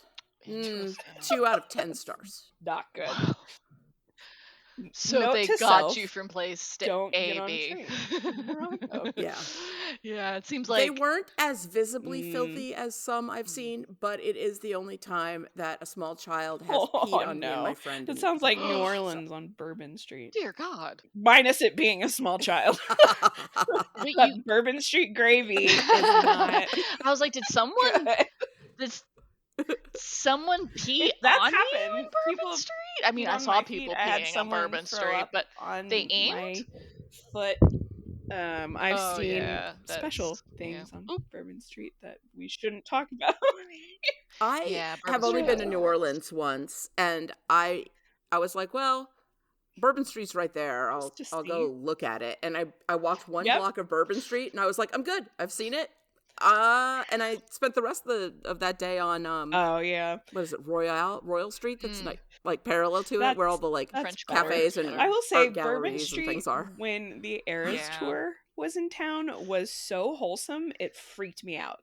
Like there are tons of That's awesome. Swifties like singing in the middle of the street, and everyone was super friendly, and every bartender that I talked to was just like, I've never been tipped this much. People are so nice. And I was like, oh, it's like, yeah, Aw, Bourbon that's so Street's kind of sad. hellish sometimes. I'm glad that That's at least Taylor Swift fans made Yeah. it Yeah. I've bearable. I know. I feel like all the Oh. drunk people that Oh, were yeah. there were like, who are all these You Care could Bears? see We like need to a move couple of out times until they guys leave. that were, maybe bar regulars stumbling out and looking around being like, what the hell is going on? Like, why is there glitter What in the- everywhere? What Like, in why the is everyone Disneyland is smiling? this? It was nice. But I will say, Penny, bringing up that toenail scene, it's one of the scenes that Mhm. sticks out to me in all of Buffy, just because of how well done it, and it's so comedic the way, and there are multiple scenes like that in this episode that are so brilliantly shot with the camera effects, the sound effects that usually are things you would see in horror movies, and the way that it's done here, like even Yeah. the close-up Yeah. in slow motion of the ketchup dropping from the burger down onto Kathy's Yeah. sweater. This pastel It's just, sweater. it's Yeah. so cheeky The and horror. fun. I feel like this is an episode of Buffy. I know it annoys some people, honestly, but I like it. Like, it's cheesy and it's just fun It's humor. funny and cute. And, Yeah. oh, Yeah. And we're We need not lighthearted. into like the Yeah, deep we part gotta of the ease into season yet. that. It's still world building and giving us like, the first 3 seasons run on the metaphor of like high school is hell, and the we externalize the issues that teenagers go through by turning them into monsters. Well, now it's college and it's still hell, and dealing with roommates is a very real problem that a lot of people struggle with in college. The fact that Buffy's is a demon is just a Buffy special, but like all that other stuff up to the demon part was all super realistic and absolutely is probably happening in a college dorm room right now. Yeah, like as we just described it, like we could relate to all of this, and I think that's the beauty of the show, where it's like, yeah, I can relate to it. Yes, she turns into a demon at the end, and yes, there's a Slayer to fight them, and we can relate to it. And I think that's the most powerful part. Like, my favorite horror movies are ones that feel relatable on some level. Yeah. And it's like it connects to you, and it's like, oh well, maybe like I connect to that character or that character, and it's like it's just an interesting thing where I'm like, in the horror movies at least, I'm like, ooh, like I get into the mind frame of like, what would I do in this situation? And Buffy does a great job of broadening that out. Like, she has human friends, so yes, she's a Slayer, but she has Kathy human just friends. wanted. So I'm like, she love would have that- bashed my head. that she wasn't the solution this time, right? So the solution was 2-part. It was Giles finding that spell so that Buffy got her soul back, but then it was Kathy's father showing up And that amazing scene where she whines at him in demon language, but we can all completely understand what she's saying. Yes. And that's where that Oh. actor really shines, is that scene where she's Yes. like, like, and every audience member is like, yeah, Dad, why do you treat me like I'm a child? Where? Kanu Lakvar. Ukuna ka Victor Got tripped McKen. Ipakor haya gonu bevnuk vignomek. The only thing that kind of takes me out of that moment is, well, her teeth shoved in her mouth. Like, it seems like the actress is having a difficult time forming words, and I was just like, oh, that must suck, because that's what I thought of. I was like, oh, that must be really difficult, instead of, oh, she's a demon. Like, but that's so nitpicky. Yeah. I mean, I wish that we could have, like, Greg Nicotero go back in time and, like, do all the monster effects so on Buffy, much but scarier. we're sort of stuck with outdated Like, monster it effects. would be terrifying. Like, Yeah. season 4 has a couple of moments, like a couple of episodes, one in particular that genuinely scare me still when I watch it. And Yeah. imagining even those episodes in the hands of Greg Nicotero, I was like, nope, I'm good. No, I mean, it would That's be terrifying. why I'm kind of like open to the idea of a Could be interesting. reboot if Sarah Michelle Gellar is Yeah. involved in it. Yeah. I mean, it will never be as good as the originals come out. Like, I think like everyone compares it and it's like, you gotta just kind of let that Yeah. go. Let Like, it be its is own thing. exactly, it's a moment in time. So this is more like a sequel or something, or I something hope like they that. don't do a reboot and, like, start with a No. new actor playing Buffy. I would much rather see, No. you know, 25 years later Buffy can in the be same universe, Principal Sarah Michelle Gellar's at still Slane Buffy. or something. Allison Hannigan is, well, like, you know, at the end, Yeah. well, Watcher's Diary, we'll talk about it, but, like, at the end of the series, there's definitely room for True. interesting stories to be told. So I would love if they do a sequel series. Now, if they do like a classic reboot and start Yeah. over, I would still watch it, Yeah. unless it's bad. Just to see, like, I think the Scream franchise has done it really the well. movies At are least so the most good. recent movies. Yeah, like they have the original cast for the most part. At least in the first one, I know behind the scenes there's a lot of the drama and stuff like that. But having the like Nev Campbell and Patrick Courtney Dempsey's coming Cox, back and too, isn't I he? think like it just apparently, like, yeah, all that stuff. So, like, I mean, and it has Nev Campbell's character, Sydney, having a daughter. Like, this is how you continue it on. You bring in other characters. Like, hopefully Buffy gets a chance to retire a little bit. Like, I mean, Slayers don't live long to begin with, so maybe she, fosters another, Slayer or something to, and then now Buffy's the Watcher, and she gets to be on the sidelines. How's that for you, Buffster? Like, like that kind of stuff. I would love to see an updated Watchers Council where it's like former Slayers have a say and are in charge, because that would make a lot of sense. That would and be we very won't get cool. too spoilery, but it would kind of It'd be fit with some awesome. things that happen later on in the show. It would be like the Barbie movie, the Supreme Court. Aw. That's funny. But so speaking of Watchers, I had to make a note of it because it stands out to me in my older age than when I first was watching it. Giles all sweaty from his run and quippy and smart, and I was like, I just have Giles sweaty, quippy, hot. Yeah. Apparently he's a mod jogger, which is another one of my favorite lines. It's so funny. I'm a mod jogger. Buffy's also just going through his mail. Because of the motorbike. And did you notice that she was going boring, just like Sunday last time with the CDs? Boring, and I was like, oh, she didn't even hear Sunday do that, but it's like it's a cue to the audience that she's being a mean girl. It's so interesting. And then when Giles does like figure out about the toenails and comes running back in, and he's like, the toenails, and everyone's like, what? That's a thing? Like, it was so great. And then Willow's like, big remorse later. Like, oh no. I didn't believe her. So great. So So great. great. And it's like, Giles, I mean, I get it, y'all are busy, but maybe have a Watcher's Diaries weekly with the Slayerettes. Like, you just kind of peddle the knowledge out. Like, you can't go through everything, I get it, but hey, Monster of the Week, and just sort of give them some information in addition to as they're learning, as they're going through it. Like, it's not the greatest way to learn how to monster fight when you're in it.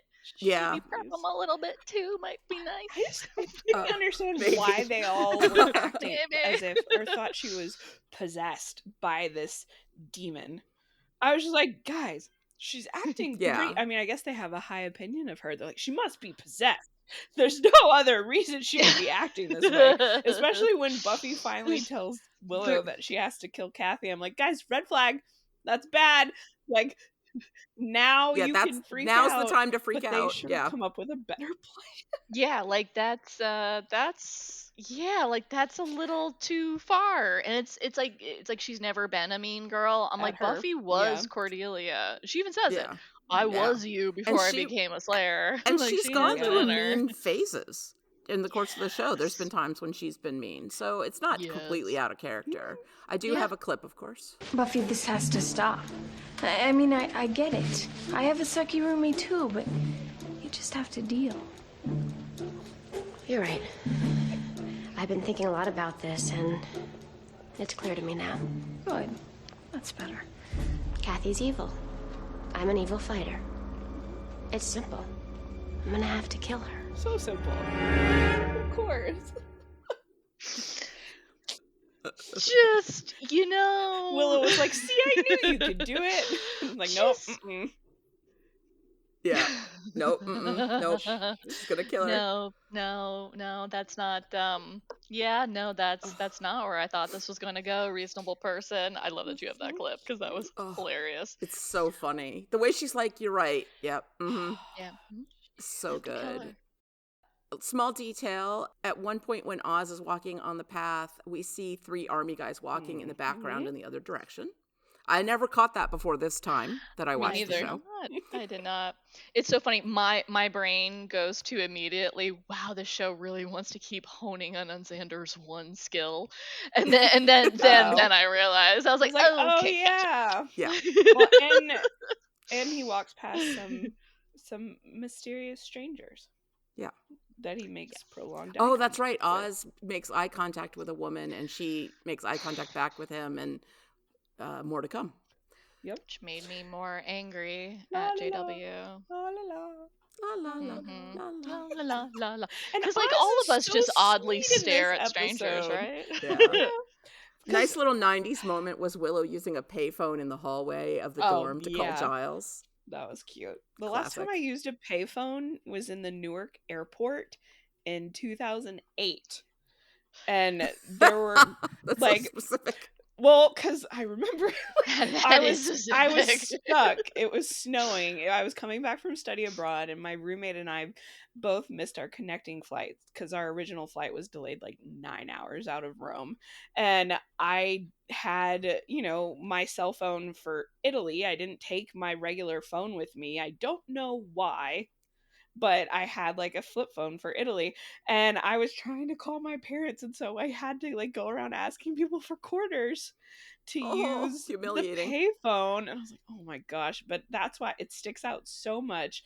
And I remember that there were only like 2 left in what had been a bank of like probably 10 phones or something, because they were starting the process of ripping them out.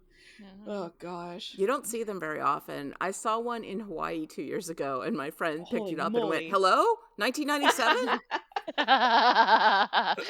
I saw one recently, I think in an airport, and I did take a screen, yeah, what it's is like, this look at antique thing? this. Like, and I just remember being like, what is, I mean, I did use payphones, but like another 80s, but another 90s shout out is having to share the phone and argue about the phone bill. Yeah. Even when I went to college in 2003, that was not a thing anymore. Everyone had Yeah, I their was cell gonna say. phones and stuff. It was a So huge I'm like, thing this for is me like in college. 4 years later. It Yeah. was like, because it was clearly big in Buffy, and it was like 4 years later, and it wasn't It was at just least gone. as big of a We thing. got cable and Yeah. HBO in our rooms when I went to college. Like that, I don't think that's normal, honestly. No. We were very lucky. It's But funny you to had me. to live on campus for the first 3 years, so they made the dorms very nice and No, appealing. we had to live on Right. campus for the first 3 years, and the dorms were pretty on the outside, like Oh, architecturally yeah. pretty, but they are a pit. And I went to reunion in June of this year, and they are still the same exact, like, boxes with the same exact furniture that was there 30 years ago. Oh It my was gosh. it was remarkable how the same the dorm was. I was like, this is kind of impressive. It's so the same. Yeah. My I mean, ADHD teenagers, right? is They'll put up with it. ADHDing right now, and I'm looking up this. We can cut this out, but I'm looking up Yeah. dorms Yeah. Your dorm from my stuff. college. And I was like, and That's they're funny. updated as what? They have a full size fridge now. Anyway, Yeah. Buffy's dorm was no. actually really nice. That Yeah. was one thing that stood That out to closet me. was huge. It's spacious, and they had nice, like, separate desks with a lot of space. Yeah. Good job, Yeah, Buffy. mine was not, and the biggest thing that stands out to me was they didn't give us my first dorms were in New York City, and they and they gave us dorms in a building that was right next to a drag club, which was great. Of course. And they That's never carded us, and That's we so New had York. the best time. Yeah, And you it were was like their like, mascots. oh my god, they were so tolerant of all these freaking 18, 19-year-old kids that knew nothing of what they were doing. And they were like, we want to sing, and like they would just come in. I just remember, like, it was such just a bad, like seriously, it was like a 30-second walk. It was on the same block, like it was right next to it. It was wild, and it was just like, let's go to the bar. And they didn't card us because they got a lot of business from us, and it was probably one of the safer places to underage I'm drink. sure it was. Yeah. I mean, it was really wonderful and fun, and yeah, no, they Ugh. were very tolerant of all of us, of like like we're these weirdos who clearly don't know how to hold their alcohol, but they were delightful. That's the only thing I really remember. That, and like, we didn't get Heat until the city released it until like early January, which, as a Floridian going up there, that was hellish. I remember just putting on the shower and putting on the hot water and opening the door. Yeah. And just being like, Heat, please. like, I'm not paying for this water bill. Yeah. Yes, yeah, we didn't pay for that. Like, but yeah. But yeah, so with that was just like all the interesting about, and like the last thing that I have is Buffy and Willow both looked so pretty in this episode. Like, just Yeah. the They look great. haircuts, the hair colors, the makeup, fashion, the it's all working. outfits, So all late on point. 90s, early Yeah. 2000s, like the little bandana and Buffy's hair Yeah. at the end. I was just like, I think I had one of those that was like a headband with just the triangular part of the bandana Ooh. attached. Nice. Yeah. The fashion in season 4 is So such special. an improvement, especially for Willow. Although at Yeah. a certain point, she's going to start wearing a lot of broomstick skirts, which, bleh. Yeah. Yeah. They were like, So "Bitch, subtle. look at our broomstick." But it's still better than the fuzzy sweaters and weird hats from high Yeah. school. That's The true. fuzzies, the infamous Well, their fuzzies. haircut is nice and Yeah, it's very updated. good on Like, her. She's such a Yeah. pretty but Very also modern. like cute Yeah. woman. Yes. I've seen some recent pictures of her, Yeah. and she's like not really aged all that much. she looks really good. No, she like Yeah. perpetually looks young, and it's just Yeah. like, like Buffy's, like, I think they did like some gray eyeshadow. Like it was really good with her coloring in there, and like her hair color. Like it looked very nice like on her. I'm like, ooh, this is a nice palette for Sarah Michelle Gellar. And then I mean that gray dress with that white dress shirt, Yeah, I she still looked want that amazing. outfit. That was really Like I cute. remember trying to get it like when this episode first came out. I'm like, I love it. I still want that. My boobs are too big. It won't look that cute on me. But I was like those shirts never quite work out the way you want them to. no, it's gonna stick out a little too much. But it looked super cute on her, and I was like, I want that outfit.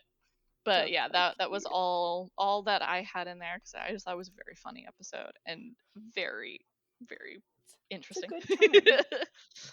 Let's move on to some not so pop and some pop culture references. Okay. Starting out with very not so pop. Kathy, of course, says a stitch in time, and Buffy finishes her by saying catches the worm. Kathy was going to say a stitch in time saves 9, and Buffy said the end of the early bird catches the worm, both of which are old proverbs. And that was one of my favorite little Buffy moments. It's like, I think she's intentionally getting it wrong. I don't think that was a mistake. Yeah. I think she was Catches being mean. the worm. Because she's got that super fake smile on Yes. when she's saying it. Like, Buffy. I hate you. Yeah. It's like, catches the worm. It's like, okay, Cordelia, what is this right now? Early Cordy. I should So say. at some point, Buffy says, listening to the best of VH1 all day sort of put me on edge. And Willow says, oh, Kathy still spinning the divas? VH1 is a music-based cable TV station that I interned at, by the way, which focuses on lighter pop music than does MTV. It's generally more popular with adults than college students. This is sort of a 90s take on VH1. They have aired...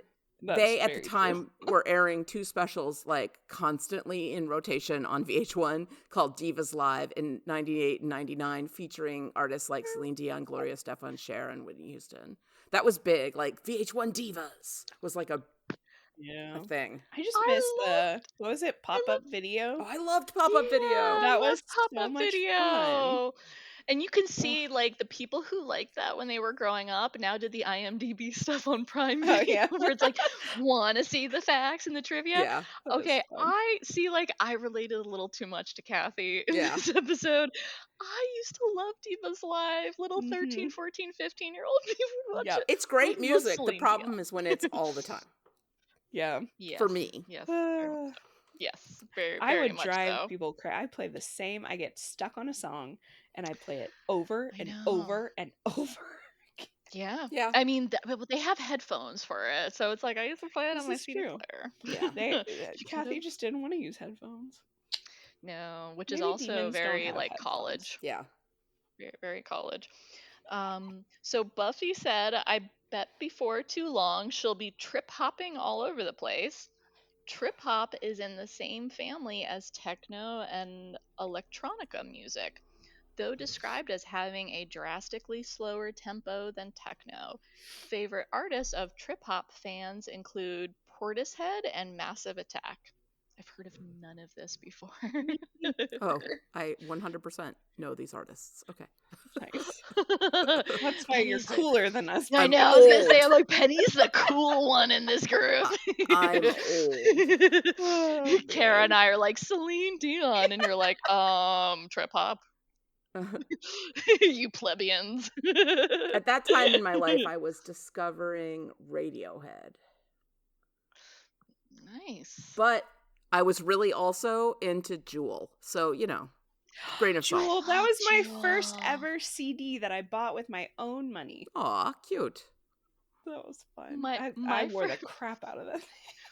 My first CD was the oldies song, Leader of the Pack. Nice. I like it.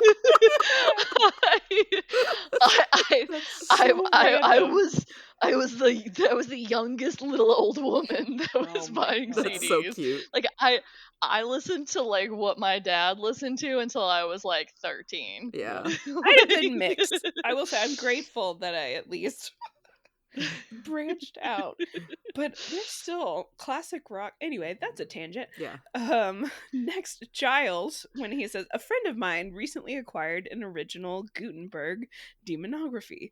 Giles is referring, of course, to Johann Gutenberg, a German goldsmith and printer who is credited with the invention of printing from movable type, or the printing press. His most famous printed work was his pet project, the 42-line Bible, also known as the Gutenberg Bible, few copies of which still exist. I like how this website that I pulled it from said it's not too likely that he printed demonographies. Yeah, that was But some it's never creative zero. license there. Yeah. But the odds are never Darn. zero. Just remember. Yeah. That kind of reminds me of that line in Criminal Minds during the early seasons where Reed says to Morgan, like, if you believe in God, then you have to believe in the devil, because you can't believe in one without the other. And I'm like, that's actually correct. Like, Yeah. True. like Spencer. that's I know Morgan didn't like it, but I'm like, technically that is kind of the thing. So it just sort of reminds me of that, of like, there's the Bible, there might be a demonography. The whole conversation about Parker's interest in Buffy, including Xander's use of Asta and Buffinator and Oz's use of He'll be back, could be construed as a running reference to 1984's The Terminator and 1991's Terminator 2. The catchphrase from the first, repeated in the second, was "I'll be back," and the catchphrase from the sequel was "Hasta la vista, baby." Those phrases like permeated. Oh, they're everywhere in pop culture. It was, I had never even seen those movies, and Ooh, they're good. we said it all the time. I've seen them now. Oh, okay. But in elementary school I was in like, particular, they don't age well. Yeah. But I remember people saying those phrases. I was just like, huh, yeah, interesting. yeah, like it just The guy from like Jingle All over the Way? place. The guy from Kindergarten Cop. I What? love that movie. The guy from Boys Twins. have a penis. Girls have a Yeah. What was the kid's one where so he was cute. pregnant? Oh, Junior. Junior, yeah. That was Wow, special. he just Arnold Schwarzenegger Wide just had a death variety. grip on us in the 90s, huh? Yeah. And 80s. And then Parker said there's lots of popular artists who don't get their dues. Madonna, Whitney. Madonna is a ridiculously, you give me this line. Madonna is a ridiculously famous pop singer who changes her image about every month and her musical style about every year. Whitney Houston specializes in ballads. Basically, Parker is an idiot. Okay, I none of the added that Madonna last fans part. come for me. Oh, Who wrote I was like, this? There's so much I'm like- opinion in here. Yeah, I kept it. I was just like, this is fantastic. None of the Madonna fans come for me. I mean, I don't think Parker was saying that those artists aren't popular or famous. I think he was saying that they don't get the respect they deserve as musicians. He was showing Kathy that he also appreciates the divas. Right, because he likes girls. All right. And we can talk a little bit later about what I think that plan was. But yes. Oh, anyway, next Xander says, are you saying that Buffy's been doing a Linda Blair on us because Kathy's been sucking her soul? And this is, of course, a reference to The Exorcist, and it's the third reference overall in the series. Also, the movie is mentioned in Teacher's Pet and I Only Have Eyes for You. And The Exorcist is, of course, the 1973 horror classic based on William Peter Blatty's novel. In it, Linda Blair plays a 12-year-old girl who is possessed by a demon, causing her to behave strangely, to put it very mildly. Yes. That is true. Quite a famous film. And isn't Mike Flanagan remaking it? Am I remembering that correctly? I thought I saw that. I could be wrong, you guys. so. Mike Flanagan's name has been attached and pressed to like 8 projects, so I don't know that's what I'm if trying he's to gonna think do of. all of on them. IMDb, it says Untitled The Exorcist / Mike Flanagan project for 2026. All right, so that's happening, maybe. Sweet. It's Yeah. definitely not going to be done by then. Like, like, Yeah. yeah. I mean, because I mean, that would finally probably be a good Exorcist movie that came after the first one. Maybe. We'll see. I mean, like, the others they're fine, but yeah. Moving on to trivia. Writer Marty Noxon is apparently paying homage to her alma mater, UC Santa Cruz, which has a Kresge College and a Stevenson College, which is the names of the two dorms that they talk about, both of which have their own on-campus housing, and Stevenson's dorms are co-ed all the way down to the restrooms. That was also true at my college. Marty Noxon graduated from Oaks College at UC Santa Cruz in 1986. Nice. Ooh, a co-ed bathroom. You get used to it in like a day and a half, and then it's fine. Okay. As long as there's stalls, yeah. I guess in this day and age, we need to start being more gender neutral for these bathrooms in general. Clayton Barber, who played Demon 1 in this episode, has been Angel's stunt double in the past. He has been another vampire stunt double, Frost, as well in the 1998 movie Blade, which was my favorite movie for like 4 years. I love from that movie. 1998 to like 2002. I saw it like 6 times in the theater. It's such a Just ridiculous teenage me. movie, and I love it. I love it. I So love it. fun. I love Yeah, Chris it was so Christopherson. good. He's so great. Yeah. Oh my gosh, all of it. Oh, Like, it man. was just so good. That is good. The following Kathy rant of Buffy's was deleted from this episode. She says, I mean, she'd make anybody nuts. She has her outfits written up on index cards, and she gives them names, like Easter at the White House. I find that deeply, deeply disturbed, don't you? Yes. That is fantastic. I feel like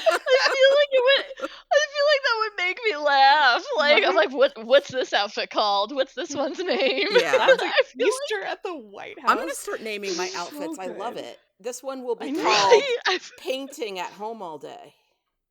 I Oh like my it. gosh. This one is called My Soul Died. I don't even know. Another What's deleted your scene. outfit name? Oh, yeah, Kara, do you want to Covered name in dog hair. Yeah, covered in dog. Another deleted scene from outside Buffy's room. Tapperich says, "Who's Tapperich?" Taparic. Oh, the is her demon. Demon. All right, let me start demon again. Daddy. All right. Not Demon Oh. Daddy. That sounds The father. Oh, please call him Demon Daddy. I am Demon Father. definitely putting that in this. Okay. So, I'm going to restart. The Demon Zaddy of it all.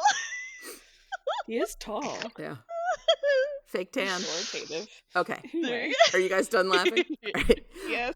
There's another deleted scene that happened outside Buffy's room. Taparic, who is Kathy's demon daddy, says, "When you stop acting that way, I can't tell you how much you've upset your mother."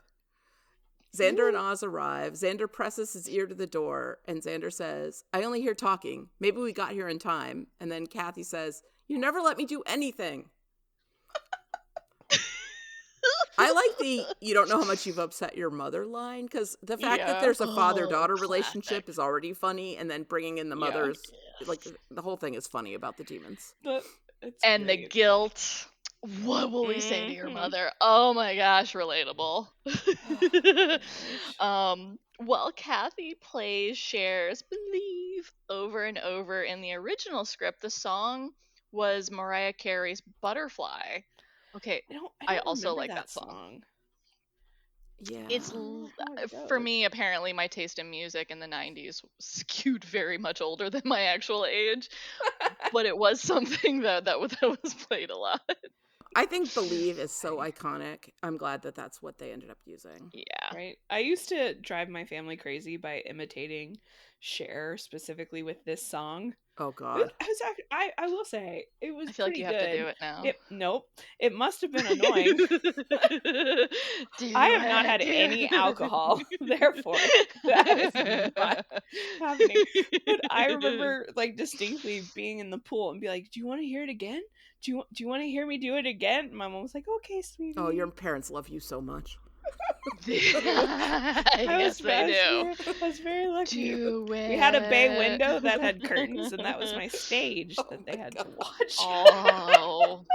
Oh, the sacrifices. Such gosh. tolerant parents. That's Good, great. yep, good times Such for all, I'm loving sure. parents. Oh my And goodness. finally, Roger Morrissey, who plays Taparik, also portrays the Hans and Greta Strauss demon in season's 3 episode Gingerbread, which the three of us also covered. I love that episode. He is just a demon daddy in all these seasons. Yeah. He's all big and scary in that one too. Yeah. That's how they like it. And I love that one where he's like, kill the bad girls. Which is something a demon's daddy would say. That's true. Are you a bad girl? Now we're going off on a whole other tangent. That's our brand. Okay. So we have come to that moment in the episode where I ask y'all, does it still slay? Sam? Yeah, I still related to it in an odd way this time. I related to the demon more than the Slayer. but yes, It's for the me, power of Buffy. Yeah. Yeah. Kara, does it slay for you? Absolutely. I think this is one of the kind of quintessential fun Buffy episodes for me. I never have a bad time watching it. I forgot how great. good it is. Like in my head, I was like, oh, living conditions, that's fine. We'll cover that. And then when I started watching it, I was like, this is hilarious. Like, how did I not remember how funny this is? It's just like so fluffy. Yeah, it's light, it's a monster of the week, and we get to see all our favorite people doing their, being themselves. It slays all over the place, I think. Love it. So I think it's time we head over to the Bronze for a few drinks, a game of pool, and some listener feedback. Bronze things. Things of bronze. I'll start with my friend Piotr, who wrote, I'm already starting to iron my jeans. Love it. Madavi says, everything about Kathy is just so 90s, especially the short hair with the clip. I'm pretty sure I had that at one point. And the way Buffy's friends didn't believe her and gaslit her because they thought she was overreacting still pisses me off. Yes, there was some passive aggression on both sides, and she overreacted a little, but Kathy really was awful, and her friends should have had more faith in her. I agree. They should have trusted Buffy a little bit more. Also, well done to the actress playing Kathy. She did a great job. On a side note, my mother irons pillowcases in all caps. I'm pretty sure that's not normal or necessary. That's so cute, though. I agree. That's adorable. Precious. I love that. Man. We need to wrap your mother in those iron pillowcases to protect her from harm. She sounds wonderful. From Catherine, I thought both Buffy and Kathy were being influenced by the demons, especially when Buffy's friends were so quick to turn on her. And then we have some emails from Coffee and Vodka. Greetings, sorority slayers. Love that. If pressed for a centerpiece for this episode, I'd have to go with the role of the soul. For Angel, it was the negligible difference between monster and man. For Buffy, it kept a negligible shortness of temper at bay. and for Kathy, it was just camouflage. Ooh, good point. As a lefty atheist, and just looking at the whole soul thing as a plot device, it served its purpose, but I'd like to have seen a more consistent take on the addition or removal of the old meaning maker and or guilt filter. As for the episode itself, Dagny Kerr played so well off Sarah, you could almost see them bouncing ideas off with the creative team and each other concerning how to better antagonize and harm one another. Oh, that's so true. I wonder if they did that. Pure comedic gold. We knew that Buffy and Willow had to end up sharing a room. It was nice of them to make a Kathy sandwich of it for a very entertaining transition. How do you think they explained her disappearance after the very well witnessed violent fracas? Fracas. See, words, me too. Yeah. Of 4 face-offs, shackleless bachelors, and and and non-creepy grown-up friends out of 5. Peace and take care, coffee and vodka. P.S. Hope your holidays went well. Oh, I love that. Thank you. Great Ooh, email fantastic. as Thank always. you. That was a great. Coffee and Yeah, vodka. how do they you think? explained? Maybe they just wrote a note like Sunday. Yeah. And It's all her too little much. I vampire left. came Don't in. follow me. Yeah. And then Xander At took least all she her doesn't stuff. have parents wondering where the heck she is. That probably helps. Yeah, no one's calling. Who got her That's a- Celine poster? The dumpster Ooh. outside. Aw. Willow gave it to her roommate. They need to make room for a like she's like for "Here a you go." Klimt and a Monet on those walls. There you go. Yes, very much so. Oh, man. All right, that's the end of the main section of the podcast. Stay tuned for the Watcher's Diaries if you want to hear us talk all spoilers and stuff. If you'd like to join the conversation, you can find all of our contact information at podcastica.com and in the show notes for each episode. Also at podcastica.com, you'll find links to our social media pages and all of our other shows. And there are so many other wonderful Podcastica shows to choose from. I am eagerly awaiting the second episode of the second season of Squid Game Cast. Yes. I finished binging the So season earlier today, and Nice. now I'm dying to talk about it and hear smart people talk about it. And so I can't wait till the next episode of Squid Game Cast comes out. I love It'll it. be so fun. I've been listening to Run for Your Lives. They just did Violent Night holiday special, and they did a fantastic podcast on The Substance, just like Adrenaline Cinema just did a really great podcast on that as well. That movie, That was really, that's an intense really movie. intense. That's really worth watching, but brace yourself. Yeah, I will say, I started re-listening to last season's coverage of Yellow Jackets, Nice. which Penny is a part of, and I cannot wait until the new season comes out and we get to hear you guys cover that show again. I know it will be interesting, and I think I need to make an effort to actually send in feedback this time instead of just yelling in my car when I listen to you guys. The new season Do it drops on beforehand. Valentine's Day, so that's not that long from now. So appropriate. Eat your so heart out is part of the romantic. marketing. Yeah, They're so good. yeah, it's really clever. Yeah. But I have to be really careful who I recommend that show to because I'm pretty sure most of my family thinks I'm insane Yeah. after they gave it a try. I mean, I've been recommending Squid Games to everyone. You should watch it. It's great. They're like, why? And I was like, because it's good. I don't want to spoil anything. Yeah. Yeah. Just be ready for a little smidge of violence. Just a bit. Just a little. Fine. Totally fine.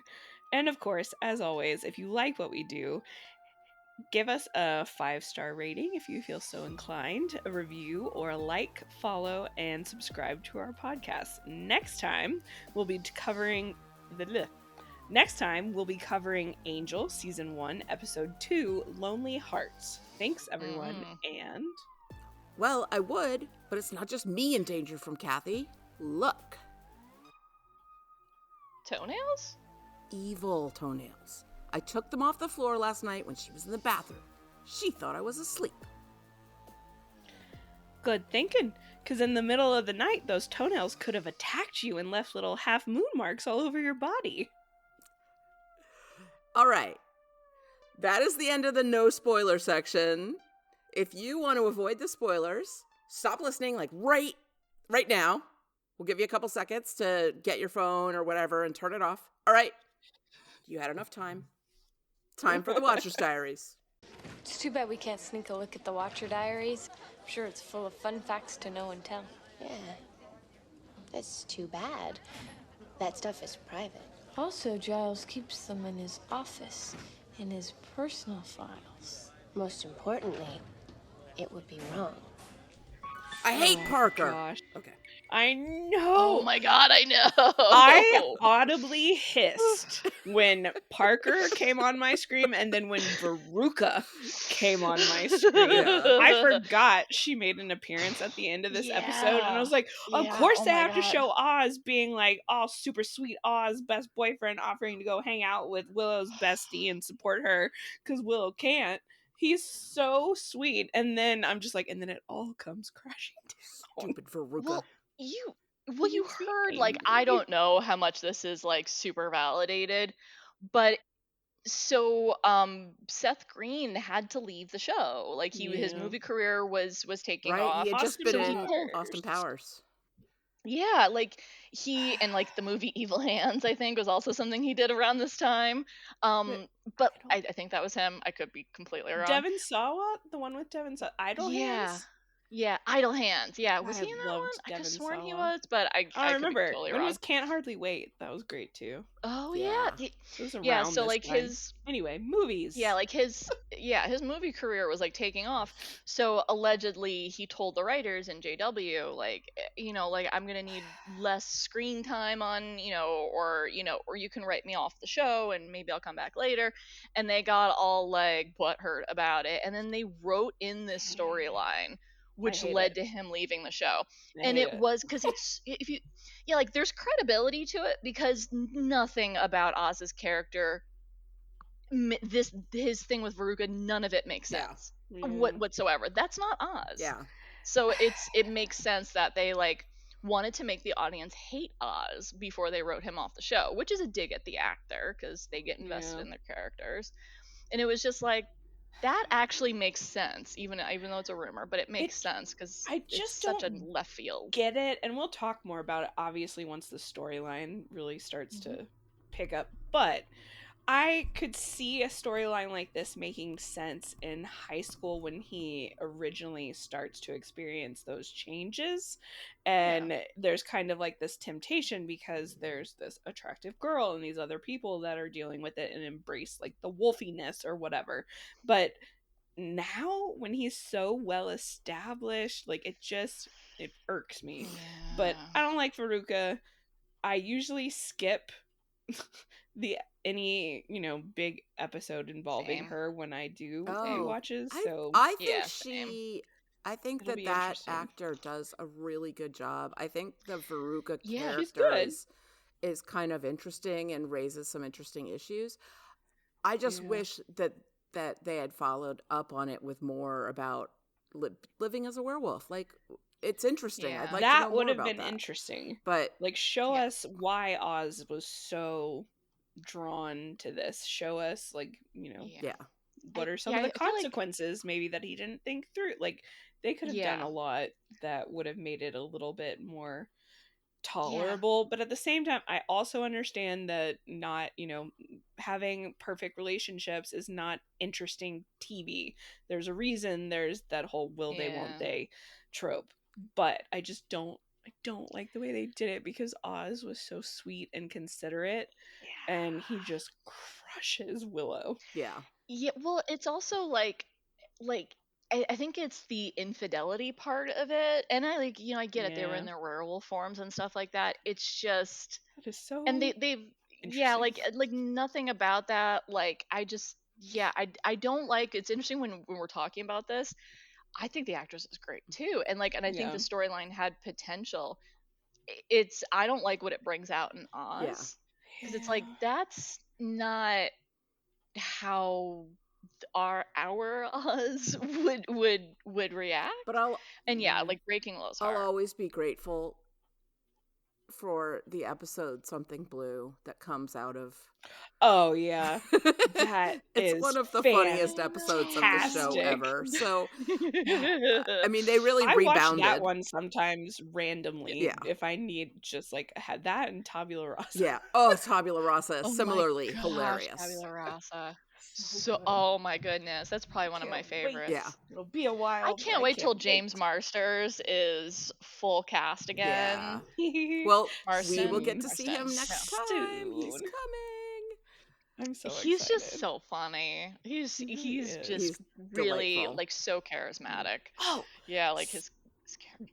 what were you gonna say about Parker, Sam? Oh, yes, that no, he was I flirting remember with Kathy. I was like, did he Well, want a that he threesome? was flirting with Kathy, but also that he was playing that he believes in women's rights by saying, you know, like all these female Oh, artists yeah. don't Uh-huh. get their respect yeah. and their dues. That's a trope, and I think there's like from that like 10 rules of dating or whatever of like you play at being a feminist and you Also, play real at life. women's Yeah, rights. I mean, it happens all the time. In Yeah. fact, recently in a case that I am involved with, where someone lured a Oh, woman yeah. in and then harassed her by pretending to be Oh yeah.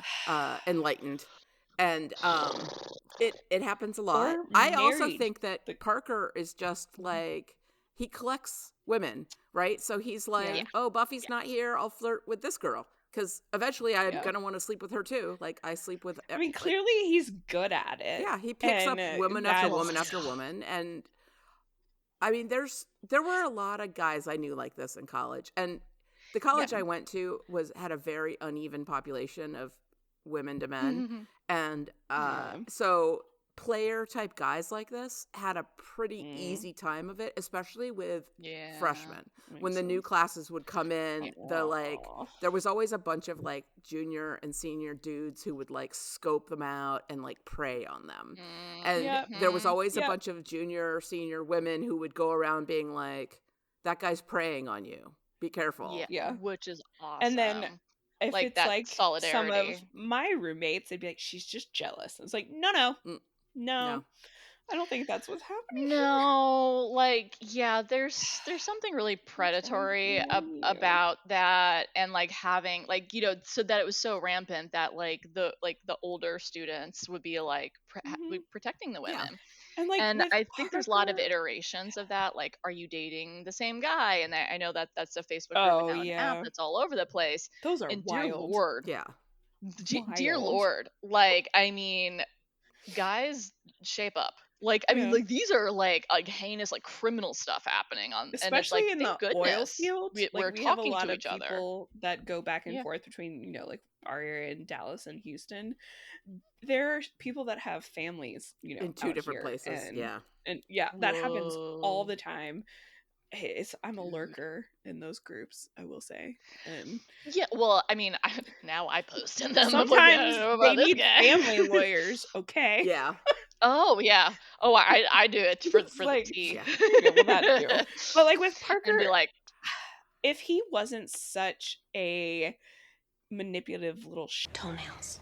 I don't know what you're gonna bleep out curse words with in this one, but I cannot. It's just gonna be toenails. I'm toenails. Manipulative little toenails. Evil toenail. But I can't stand him. Yeah. But if it was truly just flirting, like there is such a thing I think as harmless flirting, but it very much depends on your intent, the relationship status of people and what you know, and your familiarity with a person. But Parker, it's not harmless. He is not doing it. He's on a mission. He's collecting women. Yeah. Well, and like for me, like the biggest thing like that stands out to me is that there isn't transparency. I am all for casual sex. Go and get it. Have fun. You're in college. If you want to go and collect women or men, like go and have fun, but you need to be upfront about that. And he knows wasn't. He was leading Buffy on with like He relationship was already doing cute boyfriend. Yeah, things. like he and he was all like open. It hasn't happened yet, but he'll like open up to her about his father's death and his emotions and all that stuff. And then we find out that that's the line he uses on every girl. It's vile. But I think I have to give him a little bit of grace, a guy like that, because he's like 19, right? Sometimes I forget that these people are basically children, and like people do a lot of dumb stuff when they're young, and they do learn lessons and they do move on. Like it's a very common thing to say, like, Hopefully you can't fix a man. He is who he is. But when they're 18 or 19, he hasn't become who he is yet. That's a time when you actually could, like, somebody could intervene in Parker's life and be like, you have to stop doing this. And, like, it's possible that he could grow and change and become a decent person. If they're still doing this stuff when they're 35, they are irredeemable. Run away from them. Very different. Yeah, like, or honestly, that's generous. I would say like mid-20s. Like, I mean, at that point, Once like, your you're prefrontal not a cortex is teenager. developing. Exactly. And Like, it's what kind of kills me is also in that manipulation. He is an attractive man, intelligent, funny, well-spoken, charming. Yeah. Clearly, he can get women. And so it's like you're picking on younger classmates, and you're picking on women that you purposefully lead on. You could absolutely find a hot chick or a hot dude. Like, I mean, that was never specified for him.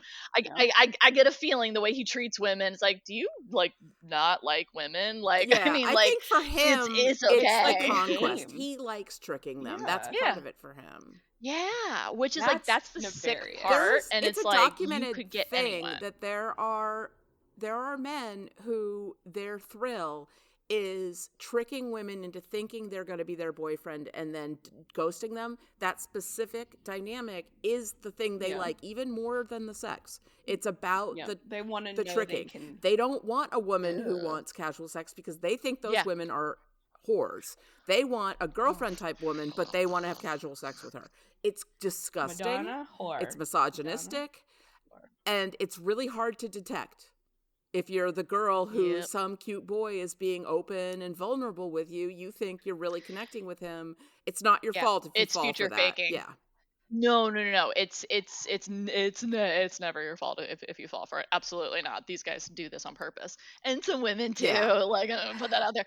That's true. They have the term of future faking, a love bombing.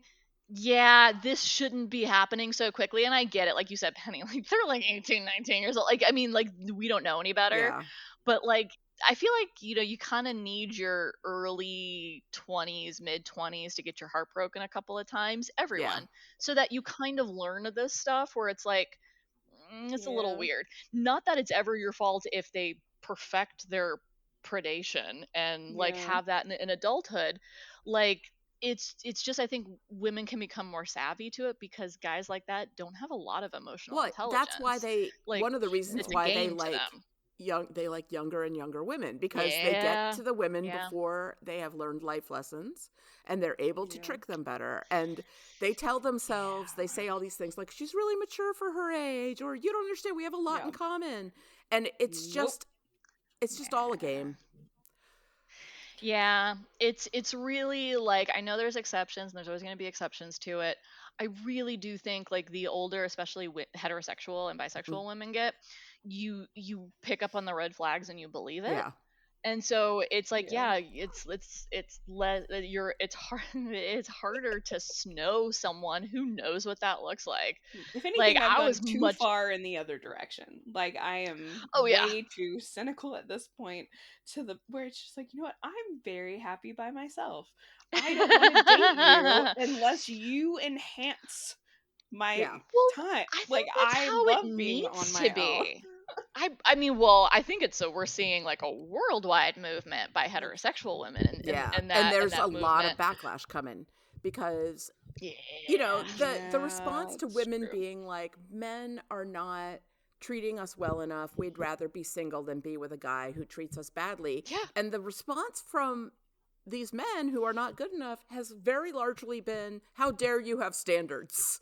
Like, and they're like, you should lower your standards. We should make it harder for women to get educations because when they're smart, they reject us. Like, they are trying you can be on your own too, to put women like back in time rather than like answering the call and being like, I could be a better person.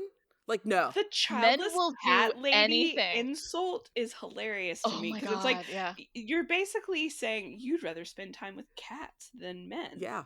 Well, they like to say you're going to be stuck with only a cat, and I'm like, I love my cat.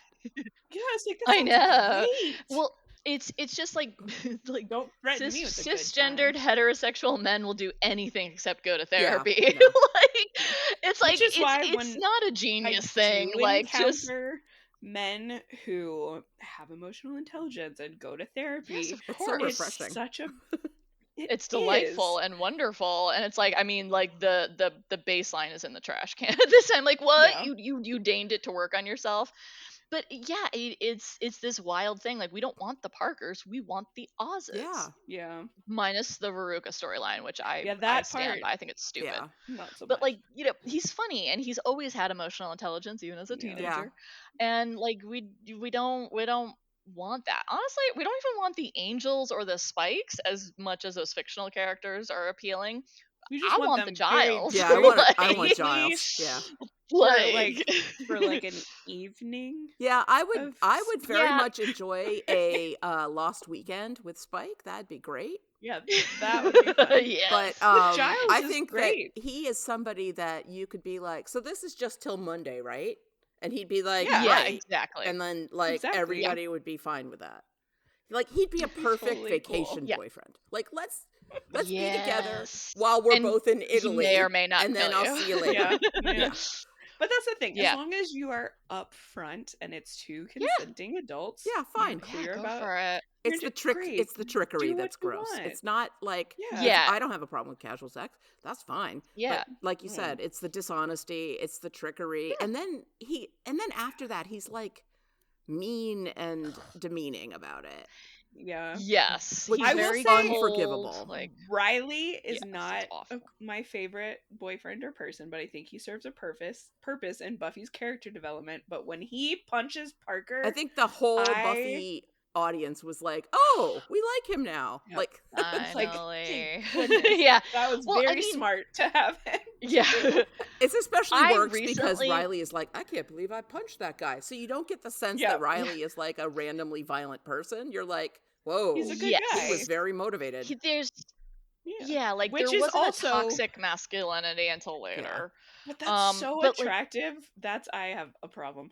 But when he stood up for Buffy and punched him, I was just like, oh, oh, that's Well, so nice. I mean, I think that speaks to the lack of men kind of showing up to Yeah. support women It against really other stands men. out, right? That I mean, right? Like, I mean, like maybe you don't need to punch a guy, but it would be nice to have more men standing up for Because women's rights and he issues. doesn't do Number of it. times He I've been doesn't do it in groped. front of Buffy to perform Yes. for Yes, her. He exactly. does it. It's pure motivation, and it's even a surprise to himself, and that's why we like Riley. If he had done it in front of Buffy, it would have been like, ew.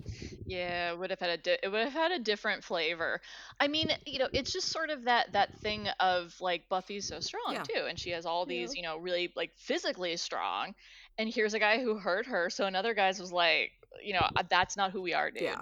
Like Yeah. if Buffy didn't hit him, like then not in that scene, Should've. but Oh, like she does but it eventually. was like I know, which was cool, but like it was kind of like I always find it really hot. Frankly, it's like how do you flirt with women, healthy women? Yeah. Talk about empowerment and stand up for women's rights, transgender rights, But LGBT, you gotta be all the rights. careful Like, of the guys who are performatively doing that stuff. yeah, That's It's so the hard to tell the tricky difference part. unless you spend a lot of time with someone, Yes. and Yeah. it's so hard Well, when you meet showing someone that you click empathy. with and they say a lot of the right things. It's so hard not to rush in and think that you've found something special, and it's so hard to take your time and really get to know them and find out how much of it is real. It's hard. It's really hard. I got pulled in last year. It was a mess. Yeah. And yeah. fortunately, it only took me a couple of months to figure it out and get out. But thank you to Kara and Sam, who really helped me through that. But it's hard. It's I'm like, really you are hard. who's valuable, ma'am. like this person. I'm like, he said what to you? Yeah, Let's and go. It, It was like, it I'll is- throat punch him. You want me to? Yeah, I It'll know. be Like fun. there really is. Like, I mean, I am famously a very hard judge of whoever my friends date, because if you are my friends, I think very few people are ever going to be good enough for you, and they have shown up, and it has occurred, and Yeah. so it's just it is a very like interesting thing. Yes, they are very charming, and they will get to you. a cheat code for this, which is why they don't last very long with me, is time. Yeah. And and don't jump headlong, because my cousin does the same thing, and she falls in love with the idea of who this person is, and I'm like, how long have you known them? And it's like, well, I mean, I've seen them all the time for like 2 months. And I'm like, no, you won't know who this person is for minimum 6 months. Yeah. They cannot sustain that for a long time because it's an act. Yeah.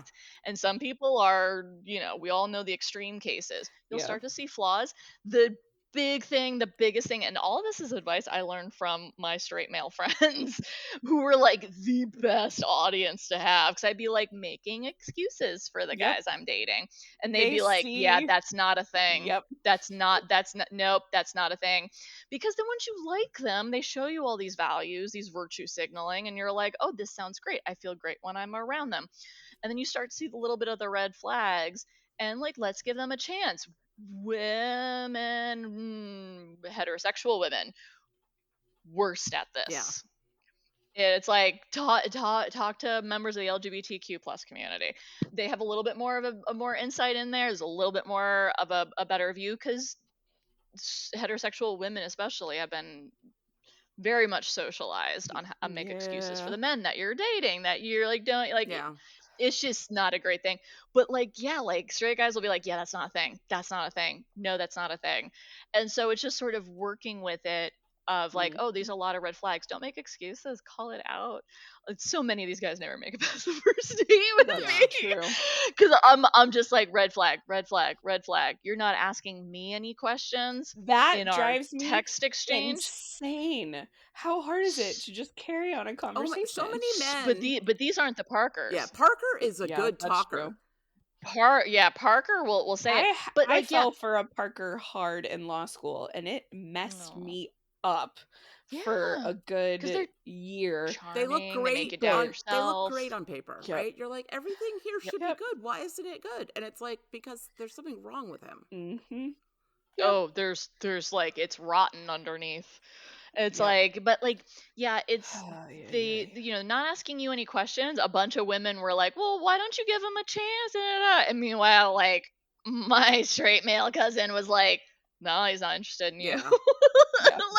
Like it was like that clear, and it was like, oh, okay. That is one thing. There's I think secrets. it's very clear if particularly a straight man is actually into you, especially as an adult, because most of the time I feel like they make it clear they're actually taking steps, like they'll ask you out, and some of them still play games, I feel like, but I think that does get a little easier the older you get. It is a really good indicator if they ask you questions about yourself or follow up on something you've told them later. They'll be like, whatever happened with that thing that, the other day? That's like, oh, they're paying attention to you. If they're not doing that stuff, they've decided, I'm ready to sleep with this woman. I don't need to know anything else. Exactly. Yeah, because the only thing that they were interested in you is how you look. That's all they were ever interested in. That's why so like, that's fine if that's what you're going for. But if you're looking for something deeper, like Buffy was with Parker, so it's just sort of like, stop making excuses for men, and be like, have dialogues like about this. But yeah, it's a tricky thing. And Buffy. for me, as the friend looking in on it, see, Parker, it didn't go on for long enough. Like, that's not Buffy's fault at all. That blew up immediately. Like, like it was like super, like the mask fell real quick. But is when I hear from my friends that their romantic partners are making them miserable and they're just crying and upset and all this stuff, and I'm like, like, y'all aren't married, like, y'all aren't in this long committed relationship. You don't have You've kids been together. dating for 8 Get months. out. Yeah, like what is like, this, dump like him. No. Yeah, like, I'm just sort of, well, I mean, I tend to be a little bit like, meh, but like, it's like, I'm seeing how this relationship is affecting you, and I get you get the positive side of him, but I'm just seeing it from the outside looking in, and I don't think you two match. And it's like, You know, Yeah. it's a tricky thing, because I know a lot of people won't be honest with their Well, it friends has happened because they before risk that it. I've said to someone, like, you don't seem happy with him. You're always calling me crying and asking, like, do you think he meant this? Do you think he said that? I don't think I don't think this is working. And then had the friend be like, you're not supportive of me, and like cut me out of their Which is life. wild. And Yeah. so I have reserved the times. What I will do is ask my friends questions, be like, what do you think he meant? Just turn it back around to try to get them to realize it themselves. But if I will only say something direct, like, I don't think this guy is good for you, if I think that they're like literally dangerous. Yeah. Yeah, I mean, that makes sense. Like, having like, like, if friends do that, I'm like, I'm like, whoa. It hasn't happened yet. I mean, it mostly, I think, because like you did it in a very gentle way too, Penny. I mean, that speaks more to your friend than it does to you. Of like, I'm always very clear. I'm like, my stuff is my 2 cents, and like your way is much more gentle than I've approached it with people, as both of you have heard. I have Of like, said, don't marry him, like that. Yeah. And I would like to say that I was right about that, and she did marry him, and she shouldn't have. There you go. Yeah, there you go. I feel like that's more for like that friend, because it's like, for me, I've been very public. Obviously, this is how I act with my friends. Of like, I'm just gonna put in my 2 cents. They're just my 2 cents. I would never want someone to make a life decision based on me. This is just my 2 cents, and it is what it is. I can still be around your partner. I can still spend time with him, short of the abusive stuff. Like Yeah, your ex, that's- Penny, he and I would have had a hard time. Like, honestly, I think he wouldn't have wanted me around. But like, What so a it's toenail. yeah, toenails, evil toenails, evil toenails. But like, but other than that, it's like, it's fine. And just like, I definitely want people to be honest with me about who I'm dating, because I'm in it. I might not know. I'm not Yeah. gonna make a life decision based on what other people are telling me. It is gonna make me be curious, Yeah, though. But I want to Like, something hear I don't from see. people I trust and Yes. respect and value their 100%. opinions about someone that I'm spending that much time with. Like, that is something that I think is super important. That's on the record. So if Kara like No, I want you to tell disinvites me me. from her future wedding, don't invite Sam. She's gonna be honest. Meanwhile, I'm I'll at be the like, I don't wedding understand. texting Sam. All right, this is what I'm gonna say. We're gonna save Kara from this guy. Like, if I ever We're get gonna married play again, it. it will take somebody very special in a very long time. Yeah. Like, Yeah. I'm just like, you know what? I don't think I need You it. don't need it. I do like Yeah. my peace. I gotta say, Yeah. I do like my peace, which I think is a very dangerous thing for straight men, Yeah. that women are starting to realize that some straight men they're Yeah. starting to realize women don't actually need Yeah. them. We want them, but we don't need some women. Like, want them, but we don't need them. We actually kind of like our lives. Yeah. I have a nice house. I got a cat. I have friends. Like, I'm good. That's the thing. And the guys with the emotional intelligence, it won't be an issue. Like, Yeah. they will find their partners. It's never going to be an issue. Yeah. The ones who don't work out their stuff, that's where it's going to be And then an they issue. go on TikTok and make videos like, I'm not even gonna marry an American woman. I'm gonna go to another country and find. Oh, yeah. And it's like, so you What admit you're that you making me do? need a language barrier so a woman can't understand what a jerk you are. Got it. Yep. And you to need to likely hold be her financially hostage. independent on you. And like, or you're gonna go to a poor dependent, country and dangle some American currency in front of them and like lure some poor woman into your nest. That's depressing. You weirdo. I mean, that's like a survival thing, and it's like, so you want a hostage? Well, joke's on you, because if it does work out where you bring her here, she gets the green card, she can leave. And there's actually organizations who will help this poor person that you trafficked in. And so, like, it's like, like, this is actually a 60-year-old dude, and you go to the Philippines and get a 25-year-old woman to come back with you to America and marry her. You're gonna die first, and she's gonna get all your money. I am definitely not pulling that story from a real example. I was And thinking of a I am few definitely not in cases favor that of Yeah. it. handle. I'm like, Get good it, for girl. her. If she can stand to live with him until he dies, like, get the money. Yeah, and he's not abusive, and it's like, get it. I mean, like, honestly, like, I mean, there's a lot of like privilege in, you know, being financially independent, and like how like Yeah. that's and it's unearned privilege in a lot of Women ways. It's in just the Europe roll of the dice and of where you were the born. US and a few other places in the world are very lucky right now because this is new and it hasn't really happened a lot in history that women have had their own money and have been able to live alone and function in society without a husband. It is a gift that we live in this time. Yeah. And I don't We take it stand lightly. on the shoulders of giants. Like, whenever people are like, what time period would you love to live in? I was like, now. The future. Because as a I woman, want the future. I don't want to go back. Yeah. No, I think that's such like a cisgendered heterosexual white man question, because it's like no one else was having a good time, person. Like, I mean, like everyone else was struggle busing, but I love when they're like, what other time would you like to live in? I'm like, 1,000 years in the future. Yeah. Because I this think is about taking that forever. all the time. Like, I just want to know what's going to happen. The worst part, not the worst part, when I think about dying, I get really angry that I'm not going to see certain things.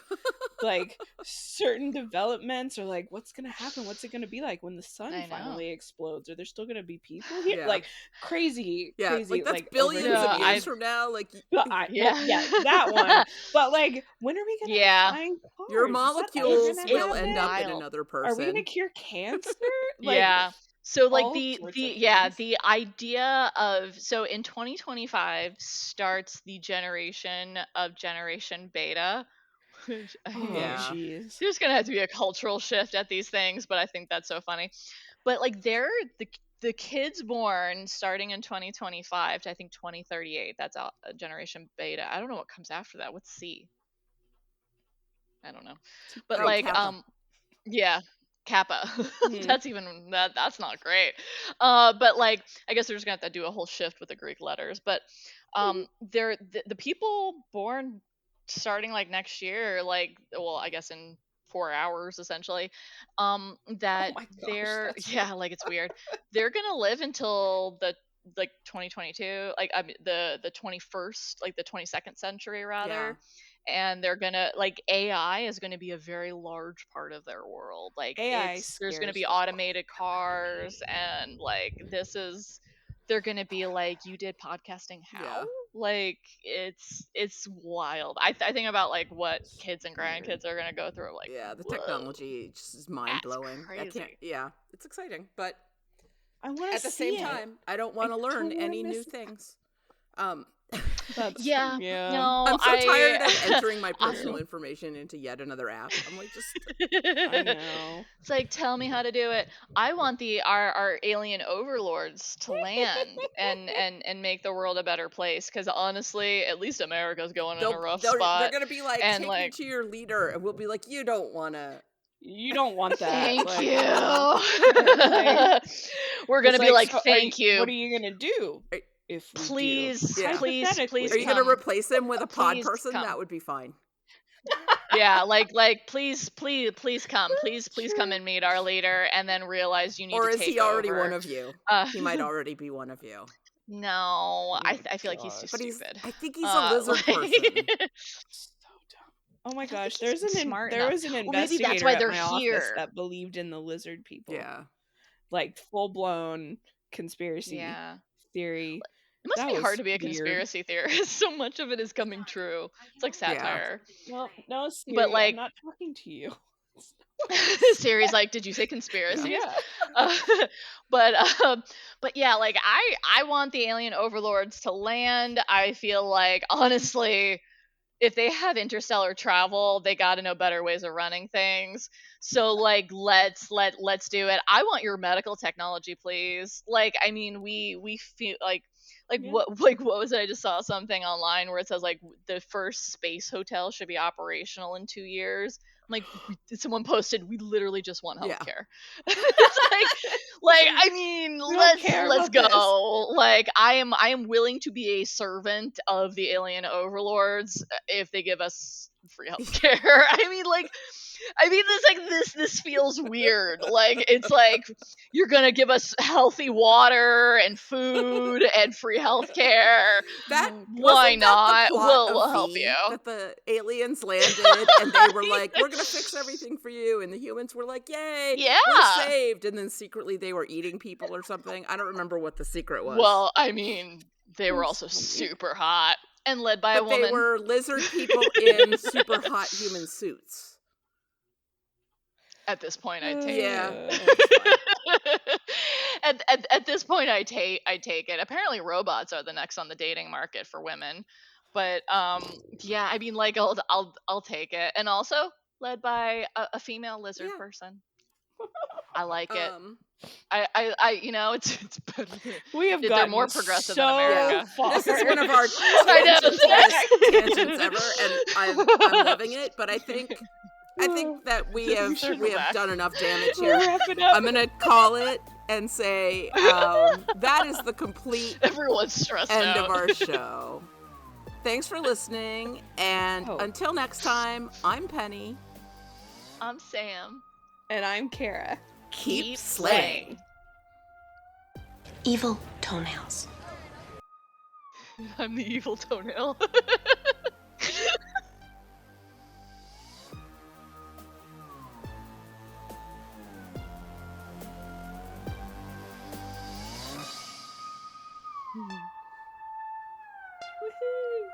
And this is where Kara always has her attention. I did wander. it again.